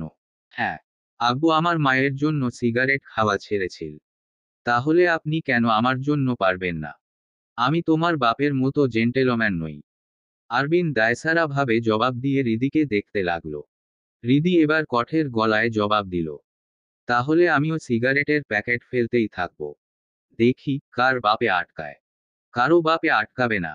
দেখি এখন এদিকে আসো তো। হৃদি কথাটা বলে উল্টো দিকে ঘুরে পা বাড়িয়েছিল সবে। আরবিন ওর হাত টেনে ধরল পেছনে থেকে। হৃদি ধীরে ধীরে পিছিয়ে গেল পেছনের দিকে। আরবিনের সামনে গিয়ে দাঁড়ালো। আরবিন হৃদির কোমরে গুজে রাখা শাড়ির আঁচলের দিকে এক পল তাকালো। তারপর আলতোভাবে টান দিল হৃদিকে। আরবিনের বুকের ওপরে গিয়ে পড়ল হৃদি। সরে যাওয়ার প্রয়াস করল না। আরবিন হৃদির চোখে চোখ রেখে তাকিয়ে থেকে কিছুক্ষণ সময় পার করে বলল, বেশ একটা গিন্নি গিন্নি ভাব এসেছে, যা মোটেও পছন্দ করি না। কেন করেন না? হৃদি ব্যাকুল হলো। আরবিন আবারও শক্ত কথা বলবে নাকি? আরবিন একই সুরে জবাব দিল, তোমার না সামনে অ্যাডমিশন এক্সাম। ফর্ম তোলার ডেট পড়বে কবে? এই তো আর মাস দেড়েক পরে, কিন্তু এখন এসব কথা বলছেন কেন? হৃদি উৎকণ্ঠা নিয়ে প্রশ্নটা করে আরবিনের চোখের দিকে চেয়ে। এই লোকটাকে ও মাঝে মধ্যে বুঝে উঠতে পারে না। উহু, প্রায় সময়ই পারে না। লোকটা আসলেই কেমন যেন। খুব পাষাণ আর নির্দয়। আরবিন এবার হৃদিকে আর্স্ট করার মতো একটা কাজ করে বসল। শাড়ি আঁচল টান মেরে কোমর থেকে খুলে পাশে সরিয়ে দিয়ে হৃদির মসৃণ কোমরে নিজের লোহার মতো শক্ত হাত দুটো রাখল। ধীরে ধীরে তা শাড়ির ভেতর দিয়ে গলে আরো প্রগাঢ় হলো। আষ্টেপৃষ্ঠে জড়িয়ে ধরল হৃদিকে। হৃদির তখন আর্ষ্টতায় মাথা কাজ করা বন্ধ করে দিয়েছে। চোখে মুখে আধার দেখছে। যতবার আরবিন কাছে আসে, ততবার এমন অনুভূতি হয় হৃদির। আরবিনের আলতো ছোঁয়া এবার ধীরে ধীরে কঠিন হলো। আরো অনেকটা কঠিন। হৃদি সইতে না পেরে মূর্ছা যেতে চায়। শক্ত করে আরবিনের স্যান্ডো গেঞ্জির কাঁধের কাছটায় চেপে ধরে নতমুখে চোখ খিচে বন্ধ করে বসে রইল বিমূর্তভাবে। আরবিন এবার শক্ত হাতে হৃদির থুতনি ধরে ওর মুখ তুলে বলল, চোখ খোলো। পারবো না। হৃদি আবদ্ধ অথচ চোখের পাতা কম্পিত অবস্থায় জবাবটা দিল। মুহূর্তের মধ্যে আরবিনের ঠোঁট হৃদির ওষ্ঠদয়কের স্পর্শ করল। হৃদি প্রথমে আবেশে সংকুচিত হয়ে পড়লেও পরে আরবিনের ঠোঁটের আলিঙ্গনের পিষ্টতায় ও গাঢ়ত্বে দিশেহারা হয়ে পড়ল। একবার বলার চেষ্টা করল, আমাকে ছাড়ুন প্লিজ। ওদিকে মাংস ঢেকে রেখে আসিনি। বিড়ালে এসে খায়ে। পুরো কথা আর শেষ করতে পারে না হৃদি। তার আগেই আবারও আরবিনের স্পর্শে দিকহারা হয়। খিচে আরবিনের চুল আঁকড়ে ধরে। আরবিন হৃদির ঠোঁটে ঠোঁট চেপে ধরে কিছুক্ষণ দংশন চালানোর পরে রক্তিম, কঠোর মুখ উঠিয়ে দংশনে নিষ্পেষিত হৃদির লালচে ওষ্ঠদ্বয়ের দিকে তাকিয়ে রাশভারী গলায় বলে, তোমাকে বারবার ওয়ার্ন করেছি, এভাবে শাড়ি চুড়ি পরে আসবে না আমার সামনে। ঢেকে ঢুকে রাখবে। নিজেকে কন্ট্রোল করতে পারি না মাঝে মধ্যে। সামনে মাথা এলোমেলো করে দেওয়ার মতো পাবলিক ঘুরঘুর করতে থাকলে পাথরেও সঙ্গম করতে চাইবে, সেখানে আমি তো আল্লাহর সৃষ্ট সামান্য মানুষ মাত্র। তো কি হয়েছে? কাছে আসতে সমস্যা কোথায়? এভাবে আদর করলে কি কেউ আপনার নামে মামলা করে দিচ্ছে? বউ তো আপনারই। মারবেন, কাটবেন, আদর করবেন, যা খুশি করবেন। তাতে কার বাপের কি? লাজলজ্জায় মাথা খেয়ে মুখ ফসকে কথাগুলো তো বলে দিলে, এখন আরবিনের দিকে তাকাতে পারছে না। নতমুখে আরবিনের কোলের ওপর গুটিসুটি মেরে পড়ে রইল হৃদি। আর চোখে চেয়ে দেখল, আরবিন শান্ত চাহনিতে ওর দিকে তাকিয়ে আছে, কিছুক্ষণ আগের সেই মেজাজটা এখন আর নেই। হৃদি এবার আবারও বলল, তা করবেন কি করতে? আপনার যত আদর পেয়ার মহব্বত সব তো ওই বেনসনের সাথে। ওই বেনসনকে ধরে চুমু খান, আদর করেন। তখন কোনো সমস্যা হয় না। বেনসন মানুষ নয়। বেনসন প্রেগন্যান্ট হতে পারবে না। কিন্তু বেসামাল হয়ে তোমার সাথে একটু উল্টাপাল্টা কিছু করে ফেললে তখন তুমি প্রেগন্যান্ট হয়ে যাবে। তার দায়ভার আমার ওপরে এসে পড়বে তখন। ওমা, কি আশ্চর্যের কথা! বাচ্চার বাপ হবেন, আবার দায়ভার নেবেন না। এখন এসব মাথায়ও এনো না হৃদি। এখন একটা বাচ্চা কাচ্চা নিলে তুমি লাইফে আর কিছু করতে পারবে না, এটুকু মাথায় রাখো। আমি তো আর কিছু করতে চাইও না। আপনার বাচ্চার মা হতে চাই। হৃদি অনুরোধ করেই কথাটা বলল। আরবিনের চোখের দিকে অধীর আগ্রহে তাকিয়ে রইল জবাবের আশায়। থাপ্পড় মেরে ৩২টা দাঁত সব ফেলে দেব বেয়াদব। বলেছি না। ওসব চিন্তাভাবনা এখন মাথায় আনবে না। এতটা লাইফলেস হলে কবে থেকে? এজন্যই এত আহ্লাদ দিতে হয় না। প্রথমে ঘাড়ে চড়ে বসবে। তারপর মাথায়। আরবিন হৃদিকে কিঞ্চিত সরিয়ে দেওয়ার চেষ্টা করল, তবে হৃদি সরল না। হঠাৎ আরবিনের বাহু খামচে ধরে বলল, আমার বাচ্চা লাগবে, এবছরই। হৃদি, জেদ ধরো না প্লিজ, অনুরোধ করছি। আমি কিন্তু মাথা ঠান্ডা রাখার যথেষ্ট চেষ্টা করছি, আমাকে রাগিও না। মেজাজ খারাপ হলে তখন কি করব নিজেও জানি না, তারপর আমাকে দোষারোপ করবে। হৃদি আরো জেদি, আরো বেশি নাছোড়বান্দা। আরবিনের কথার কোনো পরোয়াই করল না, বরং এবার আরো শক্ত করে আরবিনের গলা জড়িয়ে ধরে বলল, বাচ্চার নাম কি রাখবো বলুন তো? আপনার নামে, নাকি আমার নামে? ছেলে হলে আরোবার, মেয়ে হলেরই। হৃদি আর বাকিটুকু উচ্চারণ করতে পারল না। তার আগেই আরবিনের শক্ত পুরুষালী ঠোঁটজোড়া ওর ঠোঁট চেপে ধরল দ্রুতগতিতে। ততক্ষণে হৃদি আরবিনের বুকের নিচে অবস্থান করছে। আরবিন আর হৃদি অনেকটা সময় একইভাবে রইল। হৃদির আঙুলগুলো বিচরণ করছে আরবিনের চুলের ভাঁজে, শক্ত করে আঁকড়ে ধরে রেখেও। আরবিন এবার মুখ উঠিয়ে বলল, জান প্লিজ, আমার মুড হাইপার করে দিও না। শান্ত আছি, শান্ত থাকতে দাও। মাথা গরমে উল্টাপাল্টা কিছু করে ফেললে প্রবলেম। হৃদি চাইছে উল্টাপাল্টা কিছু হোক, এটাই আজ ওর একমাত্র চাওয়া। মাথায় জেদ চেপেছে ওর, যেভাবেই হোক বাচ্চা কাচ্চা নিতে হবে। বাচ্চা কাচ্চা হলেই আরবিনকে নিয়ন্ত্রণে আনা যাবে, মিলিটারি ব্যাটা তো এমনি নিয়ন্ত্রণে আসার নয়। হৃদি এবার আরও একটা সর্বনাশা কথা বলে ফেলল। আরবিনের দিকে তাকিয়ে বিড়বিড় করে বলল, আপনি যদি একটা বাচ্চা কাচ্চা না নেন, তাহলে আমি বাপের বাড়ি চলেন যাব। তোমরা স্ত্রীলোক কি এই বাপের বাড়ি যাওয়ার হুমকি দেওয়া ছাড়া আর কিছু করতে পারো না? না, পারি না। আরবিন এবার হালকা হেসে হৃদির চোখ দুটো দেখে গভীরভাবে, তারপর নিচু স্বরে বলে, চোখে কাজল না দিলেও চলবে। তোমার চোখ এমনিতেই সুন্দর, কাজল দিলে সৌন্দর্য অতিরিক্ত হয়ে যায়। সামলানো দায়। অনেকগুলো দিন দেখতে দেখতেই চলে গেল, চোখের পলকেই। দিন যে এভাবেও কেটে যায় তা জানা ছিল না হৃদির। সংসার বলতে আহামরি কিছু নয় ওর, তেমন ধকল যায় না হৃদির ওপর থেকে। বরং বলা চলে, আরবিনি হৃদিকে স্ট্রেস নিতে দেয় না কখনো। বেশি জোরাজুরি করলে একটা রামধমক দিলেই চুপ হয়ে যায় হৃদি। আর কিছু বলার সুযোগ পায় না, রান্নাবান্নার দিকটা আরবিনি দেখে।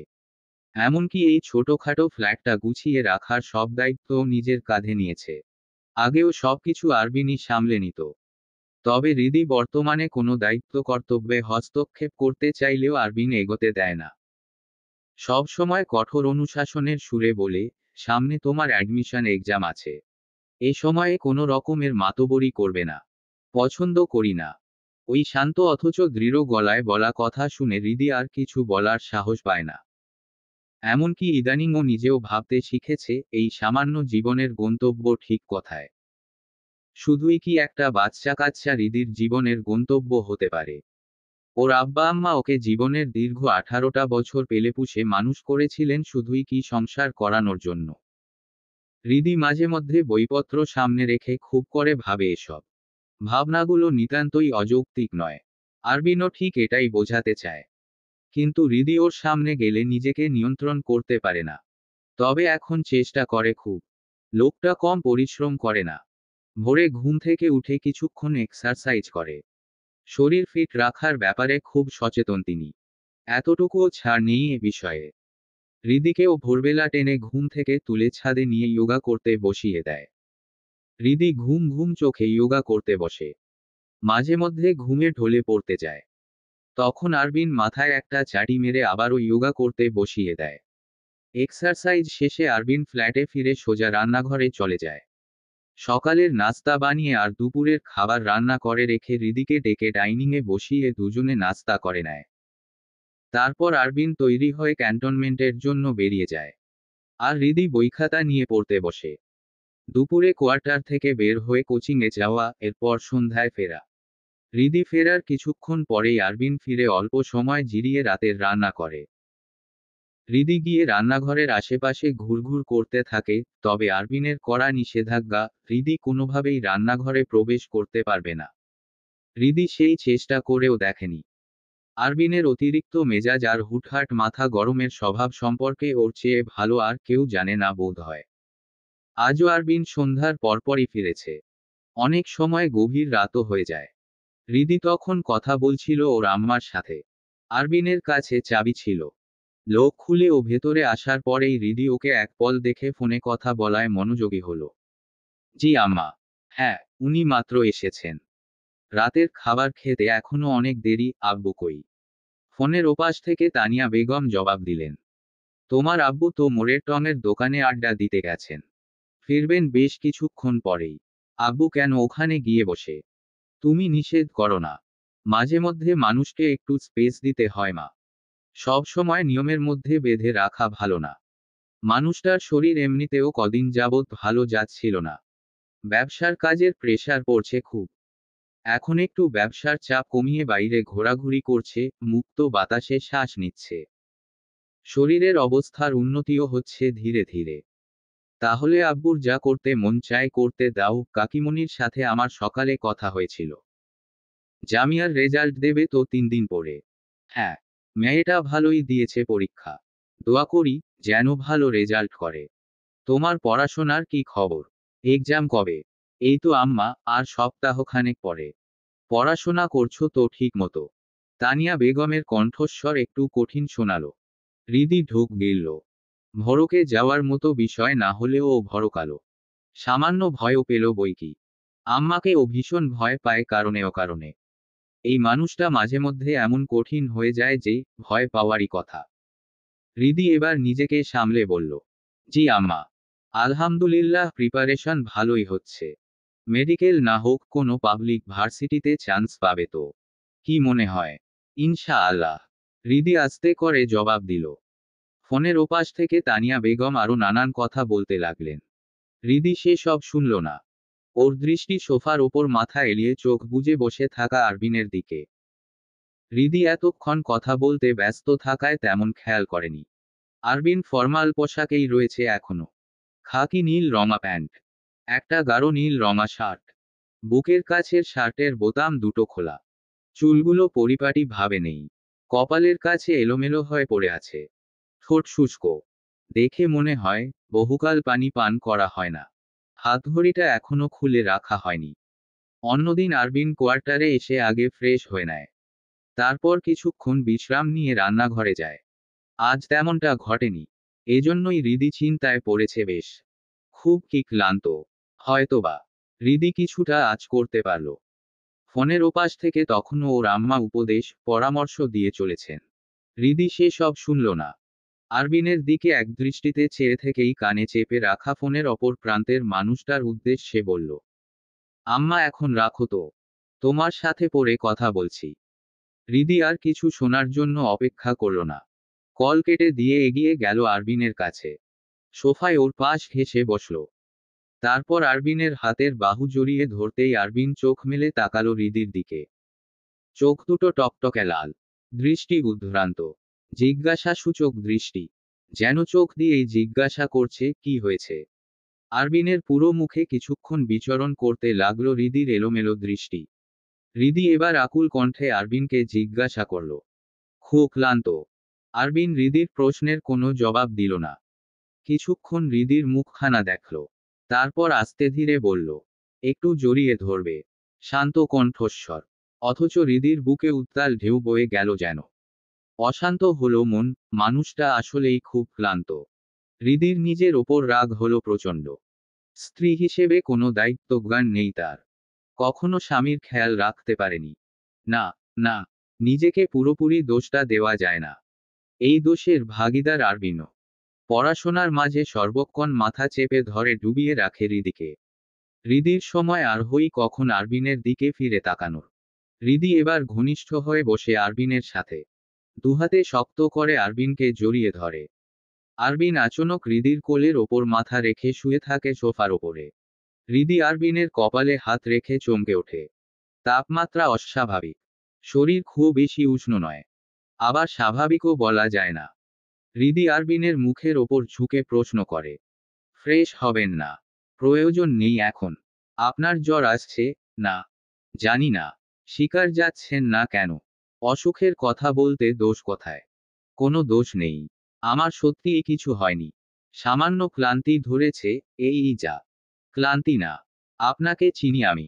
জ্বর এসেছে। যে কেউ এই মুহূর্তে আপনার শরীর ছুঁয়ে তা হলফ করে বলে দিতে পারবে। আপনি ফিল করতে পারছেন না। না, ইগোতে লাগছে খুব। কিসের ইগো? বউয়ের কাছে অসুখের কথা বলতে বাধায় যেই ইগোর সৃষ্টি হয়, সেই ইগো। আমার কোনো ইগো নেই।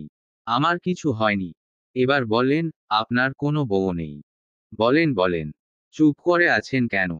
আরবিন তখন জ্বরের ঘোরে নাকি প্রায় ঘুমের ঘোরে রসিকতা করে তা জানা নেই। হঠাৎ বলে ওঠে, আমার আসলেই বউ নেই। হৃদি এবার আর চুপ করে থাকতে পারে না। এহেন কথা শোনামাত্র হৃদি ফিক রেখে হেসে ফেলে, বেসামাল হাসি সামলাতে মুখ চেপে ধরে মুচকি হাসতে থাকে।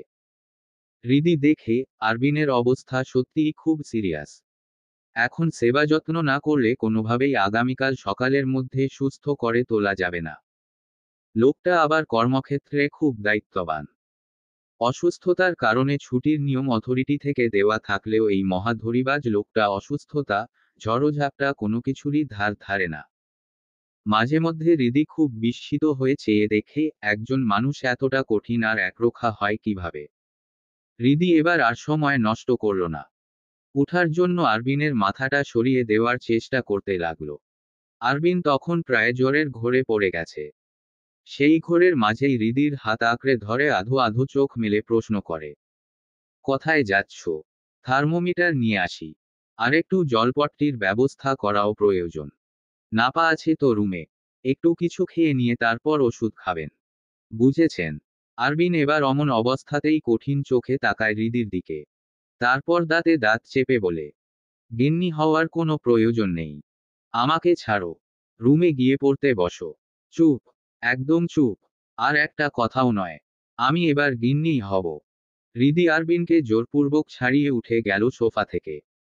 দ্রুত শোবার ঘরে গিয়ে মেডিসিন বক্স থেকে থার্মোমিটার আর নাপা ট্যাবলেটের প্যাকেটটা নিয়ে দ্রুতই ফিরল ড্রয়িং রুমে। ড্রয়িং রুমের বাতি নেভানোই ছিল সব।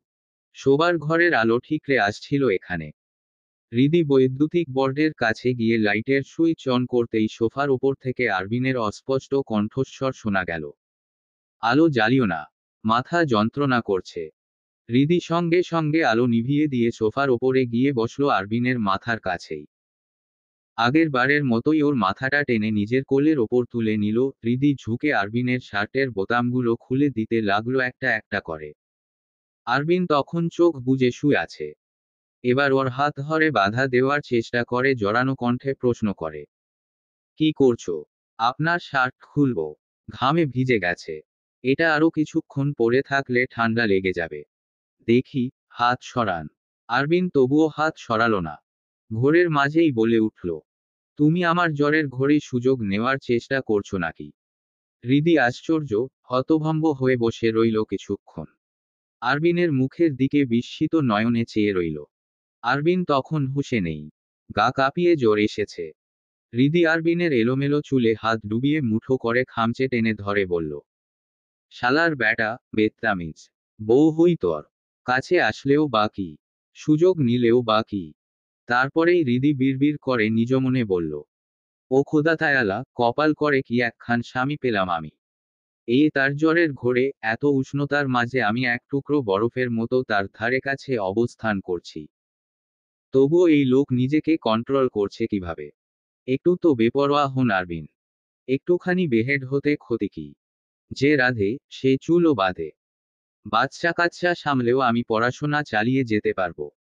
সময় কিভাবে দেখতে দেখতে চলে যায়, না। হৃদির তো বিশ্বাসও হতে চায় না, দিনগুলো কিভাবে যে ব্যস্ততায় চলে গেল, তা ঠাহর করে উঠতে পারল না। সংসার।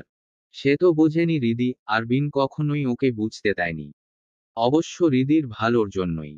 মাঝে মধ্যে ছেলেমানুষি করে ফেললেও এসব ব্যাপারগুলো এখন বেশ ভালো বোঝে হৃদি।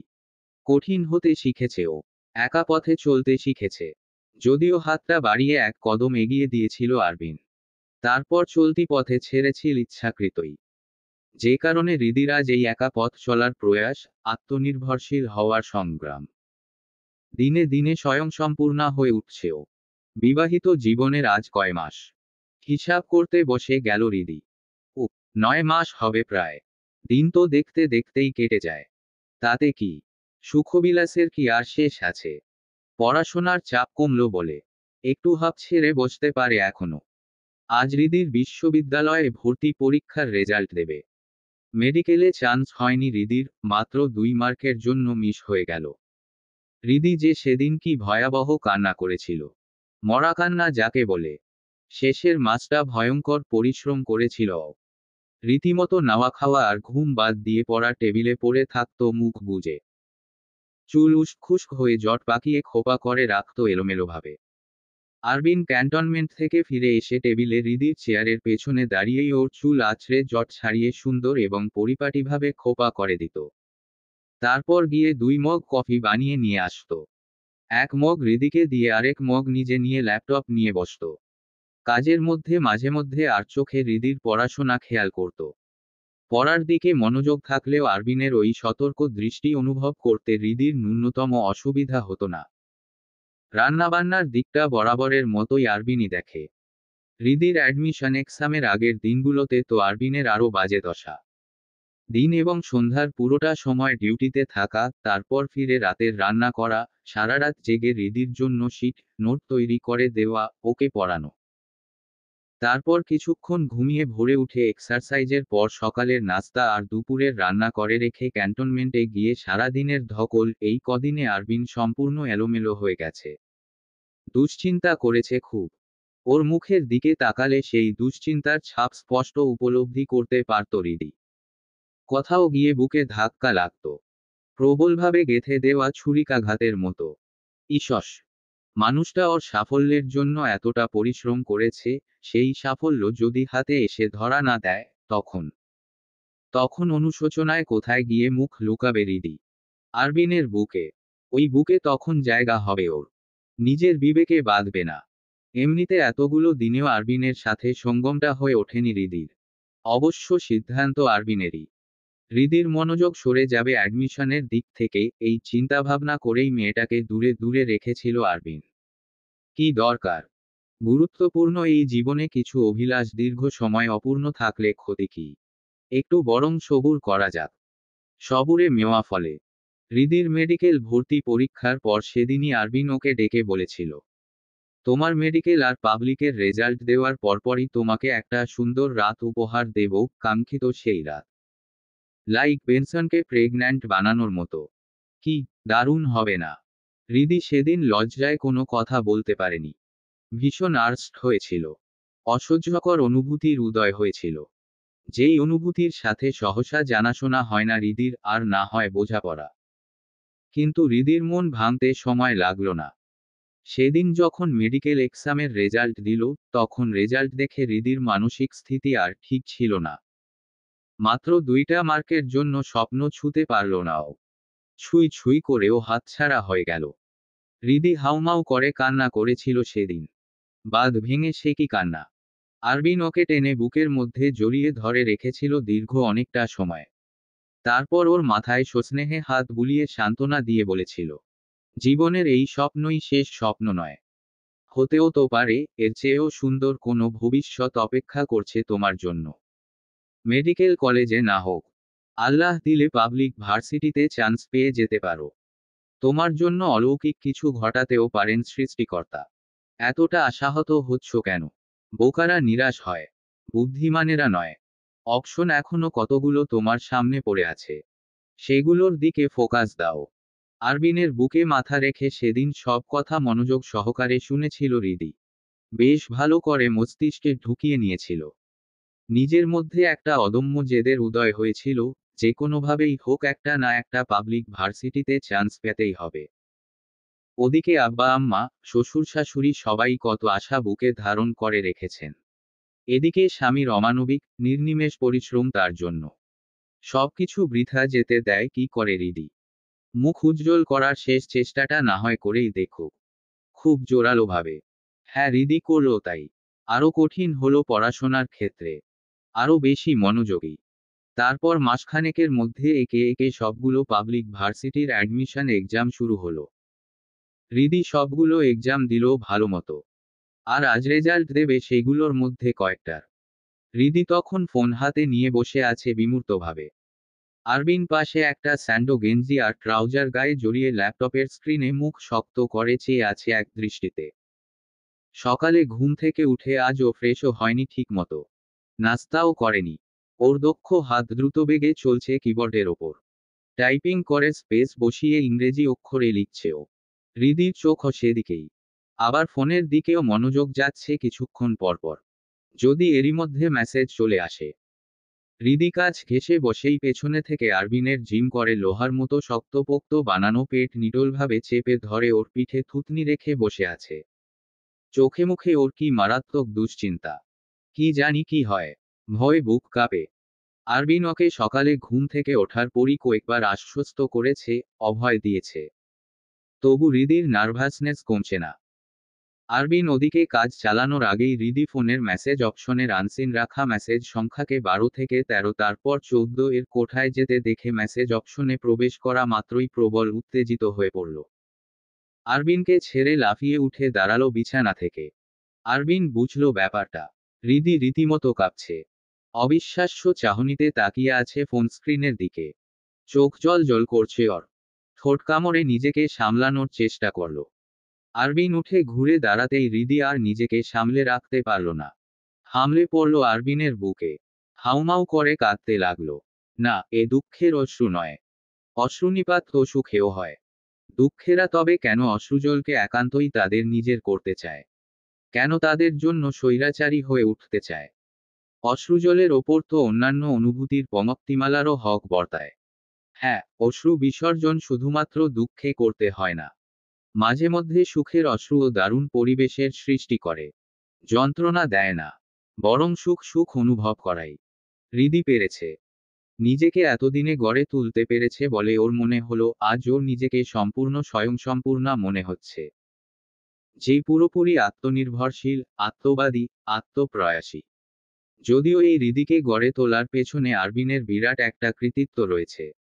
তবে এই হৃদি যদি নিজেকে নিজে না বুঝতো, উপলব্ধি করতে না পারত, তাহলে আজ প্রাপ্ত তার এই সাফল্যের দ্বার কখনোই খুলত না। ব্ল্যাক হোলের গহ্বরে তলিয়ে যেত বরং।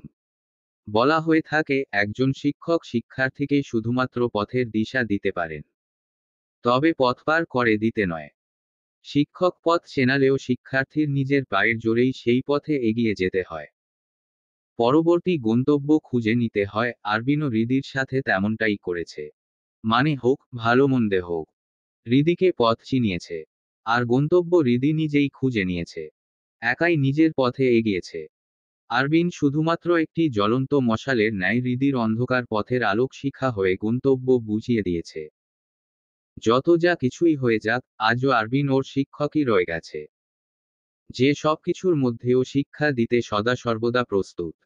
হৃদির এবার কান্নার মাঝেই হাসি পেল, তৃপ্তির হাসি। আজ নিজেকে আটকানোর দিন নয় বুঝি। হৃদি মুচকি হাসল, হালকা ঝংকারও উঠল সেই হাসির শব্দে। আরবিন আলতো স্বরে জিজ্ঞাসা করে, হাসছ যে? হাসতে পারি না। কাঁদছিলে তো মাত্র। আমার মতিগতির ঠিক আছে। হাসির কারণ, আপনি আজও সেই কাঠখোট্টা শিক্ষকই রয়ে গেলেন আমার।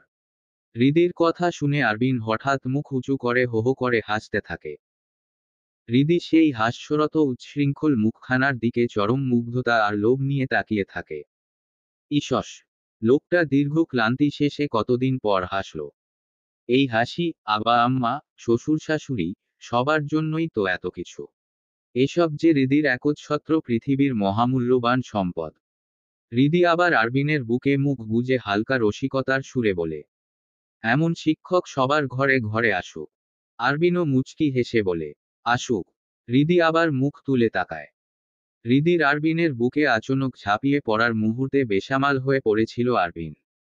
হৃদিকে এক হাতে শক্ত করে জড়িয়ে ধরে রেখে আরেক হাত বিছানার পাশের কেবিনেটের কোণায় শক্তভাবে চেপে ধরে এখনো দৃঢ়তার সাথে দাঁড়িয়ে আছে হৃদিকে নিয়ে। হৃদি তা খেয়াল করে আরবিনের পেট দুই হাতে জড়িয়ে ধরে বলে, এভাবেই সারা জীবন আগলে রাখতে পারবেন আমাকে? এক হাতে কর্মক্ষেত্র, অন্য হাতে আমি। জীবনের শেষ সময় পর্যন্ত জ্বলন্ত একখানা বেনশন এক হাতে নিয়ে অন্য হাতে তোমাকে সামলাবো দেখো। কিংবা ঠোঁটে একবার বেনশন, আর একবার তোমার। হৃদি লজ্জায় মুখ লুকিয়ে রাখে আরবিনের বুকে। লোকটা মন্দ রসিকতা করছে। না, না, ইহাকে বলে চরিত্রহীন রসিকতা। পরমুহূর্তেই আবার মনে প্রশ্ন জাগে, বউয়ের সাথে এহেন রসিকতাকে কি চরিত্রহীন রসিকতা বলা যায়, নাকি জগতের সর্বশ্রেষ্ঠ রসিকতা? হৃদি উত্তর খুঁজে পায় না, না তো কোনো অনুসন্ধান। তবু ভাবতে ওর বেশ ভালোই লাগে। বিশেষত আরবিনের প্রতিটা কথা, প্রতিটা কাজকর্মসহ সমস্ত কিছু। এই গোটা মানুষটাই তো ওর। রাগক্ষোভ, অভিমান, খুনোখুনি, মারামারি, হানাহানি, যা কিছু হোক, তবু তো ওরই। এই কথা সোহরাওয়ার্দী উদ্যানের মূল সমাবেশে লক্ষ জনতার সামনে দাঁড়িয়েও কেউ অস্বীকার করতে পারবে না, এমনকি গোপনেও নয়। আরবিন এবার ক্যাবিনেট ছেড়ে হৃদিকে 2 হাতে জড়িয়ে ধরে বলে, সবাইকে কল দিয়ে খুশির সংবাদটা জানাও। রাজশাহী বিশ্ববিদ্যালয়ে পাবলিক অ্যাডমিনিস্ট্রেশন ডিপার্টমেন্ট আর সাবিপ্রবিতে কেমিস্ট্রি ডিপার্টমেন্টে চান্স হয়েছে। অন্যান্যগুলোর রেজাল্ট যদিও এখনো আসেনি, তবে তুমি সাবিপ্রবিতেই ভর্তি হবে, আমার কাছে থাকবে। শেষের কথাটুকুতে অধিকারবোধ খাটানোর প্রবল জোর পাওয়া গেল। হৃদি তা বুঝতে পেরে সূক্ষ্ম হাসল।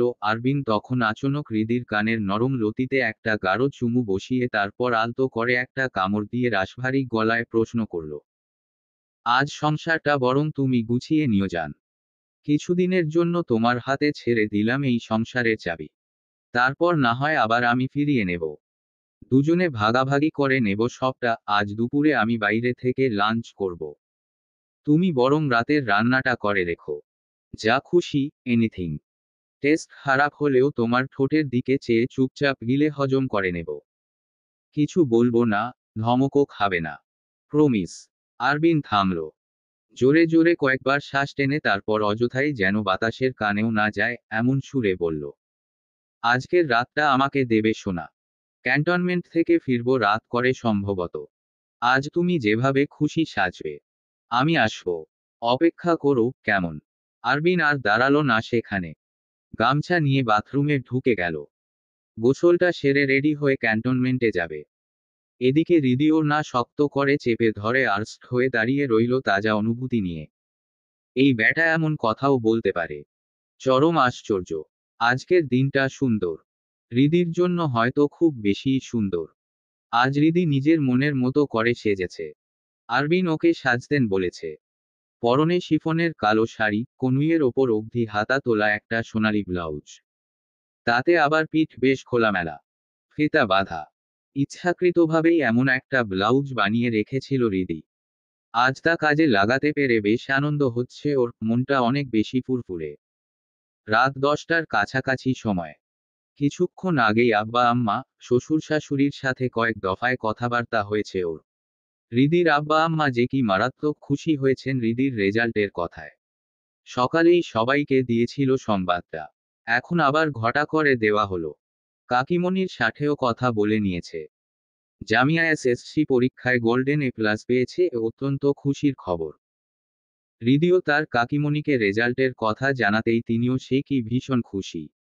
চোখ ছলছল করে উঠেছিল তার। এখন হৃদির আম্মাও কথা বলার সময় বারবার কেঁদে ফেলছেন খুশিতে। বাপের বাড়ি আর শ্বশুরবাড়ির মানুষদের সাথে কথা বলে ঠিক করে রাখল, বিয়ের পর তার আর আরবিনের জীবনের আসন্ন প্রথম ঈদটা তারা একসাথে ঢাকাতেই পালন করবে সবার সাথে। হৃদি কত শত পরিকল্পনা করল তার আম্মা আর শাশুড়ির সাথে আলাপ করে। কথাবার্তা শেষ করে এখন হৃদি উঠে দাঁড়িয়েছে, ঘরময় পায়চারি করছে। আরবিনের জন্য অধীর আগ্রহে অপেক্ষা করে চলেছে ও। লোকটা কখন যে ফিরবে, ডিউটি টাইমের তো আবার ঠিক নেই। হৃদির পায়চারির মাঝেই কলিং বেল বাজল। আজ আরবিন চাবি নিয়ে যায়নি। হৃদি শাড়ি সামলে দ্রুত এগিয়ে গিয়ে সদর দরজা খুলে দিল। আরবিন ফোন বের করছিল পকেট থেকে। তখনই সামনের খোলা দরজার দিকে চোখ পড়তেই কিঞ্চিত চমকে উঠল ও। ঢোক গিলে নিল। কণ্ঠনালীর শিরায় টান লাগলো বার কয়েক। হৃদি সরে দাঁড়াতেই আরবিন ভেতরে আসলে। আরবিনের চোখের দৃষ্টি অনুসরণ করল হৃদি। এত সুন্দর করে শাড়ি পরেছে, সাজগোজ করেছে, তবু কোনো প্রশংসা করল না। কথাটা ভেবে হৃদি প্রথমে একটু গাল ফোলালো, তারপর আবার ভাবল, সবার থেকে সবকিছু আশা করা যায় না। আর এই লোক তো এমনই। আরবিন সোজা শোবার ঘরের দিকে পা বাড়িয়েছে ততক্ষণে। হৃদি ওর পেছনে ছুটল। আরবিন ফ্রেশ হলো শুধু, তাও 2 মিনিটের মধ্যে। হৃদি ব্যাপারটা খেয়াল করে দেখে জিজ্ঞাসা করল, ড্রেস চেঞ্জ করবেন না? আরবিন তোয়ালে দিয়ে মুখ মুছতে মুছতে জবাব দিল, না, ডাইনিংয়ে আসুন, খাবার বেড়ে দিচ্ছি, খেয়ে নেবেন। হৃদি শাড়ির আঁচল চেপে ধরে ঘর থেকে বের হওয়ার জন্য পা বাড়ায়। তৎক্ষণাৎ পেছনে থেকে হাতে টান পড়ল। হৃদি ঘুরে দাঁড়িয়ে ভ্রু কুঁচকে তাকালো আরবিনের দিকে। আরবিনের দৃষ্টি তখন উদ্ভ্রান্ত। গভীর চাহনিতে হৃদিকে দেখছে। ঠোঁট কামড়ে নিজেকে নিয়ন্ত্রণ করার চেষ্টা করছে। ব্যাপারটা বুঝতে পেরে মনে মনেই সামান্য হাসল হৃদি। ওর হাতের বাহু ধরে টেনে নিজের কাছে এগিয়ে নিল আরবিন। শক্ত হাতে হৃদির কোমর জড়িয়ে ধরে এলোমেলো দৃষ্টি ফেলল হৃদির দিকে। হৃদি আরবিনের গলা জড়িয়ে ধরে প্রশ্ন করে, খাবেন না? না। জবাবটা দিয়েই হৃদিকে পাঁচকোলে তুলে বিছানার ওপর বালিশের সাথে হেলান দিয়ে বসিয়ে দিল। হৃদি উঠে বসার আগেই আরবিন হাঁটু গেড়ে হৃদির পায়ের কাছে ফ্লোরের ওপর বসল। ইউনিফর্মের প্যান্টের পকেট হাতড়ে একটা লাল রঙের ছোট্ট গোলাপের নকশা করা জুয়েলারি বক্স বের করল। বক্সটা খুলতেই একজোড়া চকচকে নূপুর বের হলো। হ্যাঁ, রূপোর নূপুর। হৃদি খেয়াল করে দেখল সেটা। কি এ ভয়াবহ রকমের সুন্দর দেখতে! আরবিন ওর মসৃণ পায়ে নূপুরজোড়া পরিয়ে দিতে লাগল। হৃদি সব কর্মকাণ্ড সম্মোহিতের ন্যায় দেখতে থাকে। নূপুর পরিয়ে দিতে দিতে আরবিন বলে, খেয়াল করেছিলাম, একজোড়া রূপোর নূপুর নেই তোমার পায়ে, এটা দেখা মাত্রই নিয়ে নিয়েছি। তোমার পায়ে বেশ মানাবে বলে। আসলেই তাই। হৃদির পায়ে নূপুরজোড়া পরিয়ে দিয়ে কিছুক্ষণ তাকিয়ে থাকে আরবিন। তারপরই উঠে এসে বসে হৃদির কাছ ঘেঁষে। হৃদি এক পাশে সরে বসে জায়গা করে দেয় আরবিনকে। আরবিন একটা বালিশ টেনে মাথার নিচে নিয়ে ইশারা করে বলে, কাছে আসো তো। হৃদির তখন বুক ধুকপুক করছে। ভেতরে ঝড় বয়ে যাচ্ছে। তবু এগোলো হৃদি। আজ পেছানোর কোনো সুযোগ নেই, ইচ্ছাও নেই। হৃদি ধীরে ধীরে এগিয়ে গেল আরবিনের কাছে। আরবিন ওর হাত ধরে টেনে নিজের বুকের ওপরে শুইয়ে দিল। হৃদি তখন বলল, তাই বলে ড্রেস চেঞ্জ করবেন না? আরবিন নিজের সামনের চুলগুলো টেনে পেছনের দিকে ঠেলে দিতে দিতে জবাব দেয়, করলাম না। হৃদি মুচকি হেসে ওই বুকে আশ্রয় নেয়। তারপর বিড়বিড় করে বলে, আমার একটা সুখের সংসার হোক। সঙ্গমের চরম মুহূর্তে হৃদি হঠাৎ বলে উঠল, আচ্ছা বলুন তো, আমাদের আন্ডা বাচ্চা হলে নাম কি রাখা যায়? আরবিন হৃদির গলা থেকে মুখ তুলে পাল্টা প্রশ্ন করে, কি? হৃদি এবার অতি উৎসাহী এবং উচ্ছ্বসিত হয়ে জবাব দেয়, ভাবছি, আমার নামের সাথে মিলিয়ে রাখবো, ছেলে হলে রুবাই, আর মেয়ে হলে রেবা। যদি যমজ হয় তখনও আমার নামের অক্ষরের সাথেই মিলিয়ে রাখবো। আরবিন হঠাৎ খেপল, কি বোধহয় কিঞ্চিত ক্ষিপ্ত হল। ব্রুকুচকে বিরক্তির সুরে বলল, তুমি তো খুব সেলফিশ। আল্লাহ দিলে বাবু হলে কি তোমার একার হবে নাকি? একটা আন্ডা বাচ্চা হলে তো আমাদের দুজনেরই হবে। কিন্তু নাম তুমি একা ডিসাইড করে রাখবে কেন? আমি রাখবো আমাদের সন্তানের নাম। না, আমি রাখবো, আমি ওর মা হব। আমার কতৃও তো বেশি হওয়া উচিত। 10 মাস পেটে আগলে রাখবো আমি। আর ডাউনলোড হওয়ার পরে আপনার কথা মতো ও চলবে নাকি? হ্যাঁ, চলবে। ওকে মানুষ বানাবো আমি। নাম হবে আমার পছন্দ অনুযায়ী। হবে না। হৃদি আচমক আরবিনের কলারে হাত রাখে। আরবিন বিক্ষিপ্ত, উত্তপ্ত চাহনিতে বুকের নিচে শুয়ে থাকা হৃদির চোখে চোখ রাখে। হৃদির সাহসে তাতে বিন্দুমাত্রও ভাটা পড়ল না। চোখে মুখে মোটেও ভয়ডর নেই। তা দেখে আরবিন আরো বেশি ক্ষুব্ধ হয়। তারপর দাঁতে দাঁত পিষে বলে, কলার থেকে হাত সরাও। পারবো না। হৃদির তেরিবেরি জবাব। আরবিন আবারও একই টোনে বলল, সরাও বলছি। পারলাম না। কতবার বলেছি না তোমাকে? আর যাই করো, আমার ড্রেসের কলারে কখনো হাত রাখবে না। টোটালি টলারেট করতে পারি না। মাথা গরম হয়ে যায়। তবু বারবার একই দুঃসাহস দেখাও। 100 বার দেখাবো। 100 বার কলারে হাত রাখবো। দরকার হয় আমাদের ছেলেমেয়ে হলে তাকেও ঠিক এভাবে কলার ধরা শেখাবো। বুঝেছেন? ছেলেমেয়েকে বেয়াদবি শেখাবে নিজের মতো। ওহো, বেয়াদবি কিসের? স্বামীর কলারে হাত রাখা যেমন স্ত্রীর জন্য পাপ নয়, তেমনি বাচ্চা বয়সে খেলার ছলে বাপের কলারে হাত রাখলে বেয়াদবি করা হয়ে যায় না। বুঝেছেন? নীতিনৈতিকতার ভাণ্ডার খুলে নিয়ে বসেছ দেখছি। বসেছি তো। হৃদি ঘাউড়ার মতো জবাব দেয়। আরবিনও পাল্টা ঘাউরামি করে মুখের ওপর বলে ওঠে, নীতিবাগীশ। হৃদি এবার ছ্যাঁত করে উঠে বহুক্ষণ যাবৎ নিজের গলার ভাঁজে শক্তভাবে বিচরণ করতে থাকা আরবিনের হাতটাকে সরিয়ে দেওয়ার চেষ্টা করে বলে, সরেন, দূর হন। হু হু, একদম আমাকে টাচ করার চেষ্টা করবেন না। আরবিনের হু হু প্রশ্নের বিপরীতে তেতে উঠে জবাবটা দেয় হৃদি। আরবিন এবার কলার থেকে টান মেরে হৃদির হাতটা সরিয়ে দিয়ে শার্টের বোতাম টেনে খুলে শার্টটাকে ছুঁড়ে ফেলে বিছানার অপর পাশে। হৃদিকে শক্ত করে চেপে ধরে নিজের সাথে। ওর বাহু আঁকড়ে ধরে। চোখে চোখ রাখে একবার। সঙ্গে সঙ্গেই সরিয়েও নেয় আবার। তারপর কিছু বলার সুযোগ না দিয়েই হৃদির ঠোঁটে আসলে সে গভীরভাবে চুমু খেতে থাকে। একসময় ওষ্ঠদ্বয়ের স্পর্শ নরম করে ফিসফিসিয়ে বলে, করলাম না তোমাকে টাচ। তাতে বয়েই গেল। হৃদি এবার আরবিনের গলা শক্ত করে জড়িয়ে ধরে বলে, দেখবেন, আমাদের বাচ্চাটাও আপনার মতো ঘাড়তারা হয়েছে। আমার মতো না। আমি ঘাড়তারা নই। যথেষ্ট ভালো আছি। বরং তোমার মতো ঘাড়তারা হবে দেখো। রাত গভীর হতে থাকে। দুজনে তখন অনুভূতির অতল স্পর্শে, সঙ্গমের চূড়ান্ত অবগাহনে ডুবে যাচ্ছে প্রায়। তখনও তারা একে অপরকে বলে চলেছে, না, আপনার মতো ঘাড়তারা হবে আমাদের বাচ্চা। না, তোমার মতো ঘাড়তারা হবে। সমাপ্ত। গল্প নিষিদ্ধ শব্দের দিনলিপি। লেখনীতে ঝিলিক মল্লিক। অন্তিম পর্ব।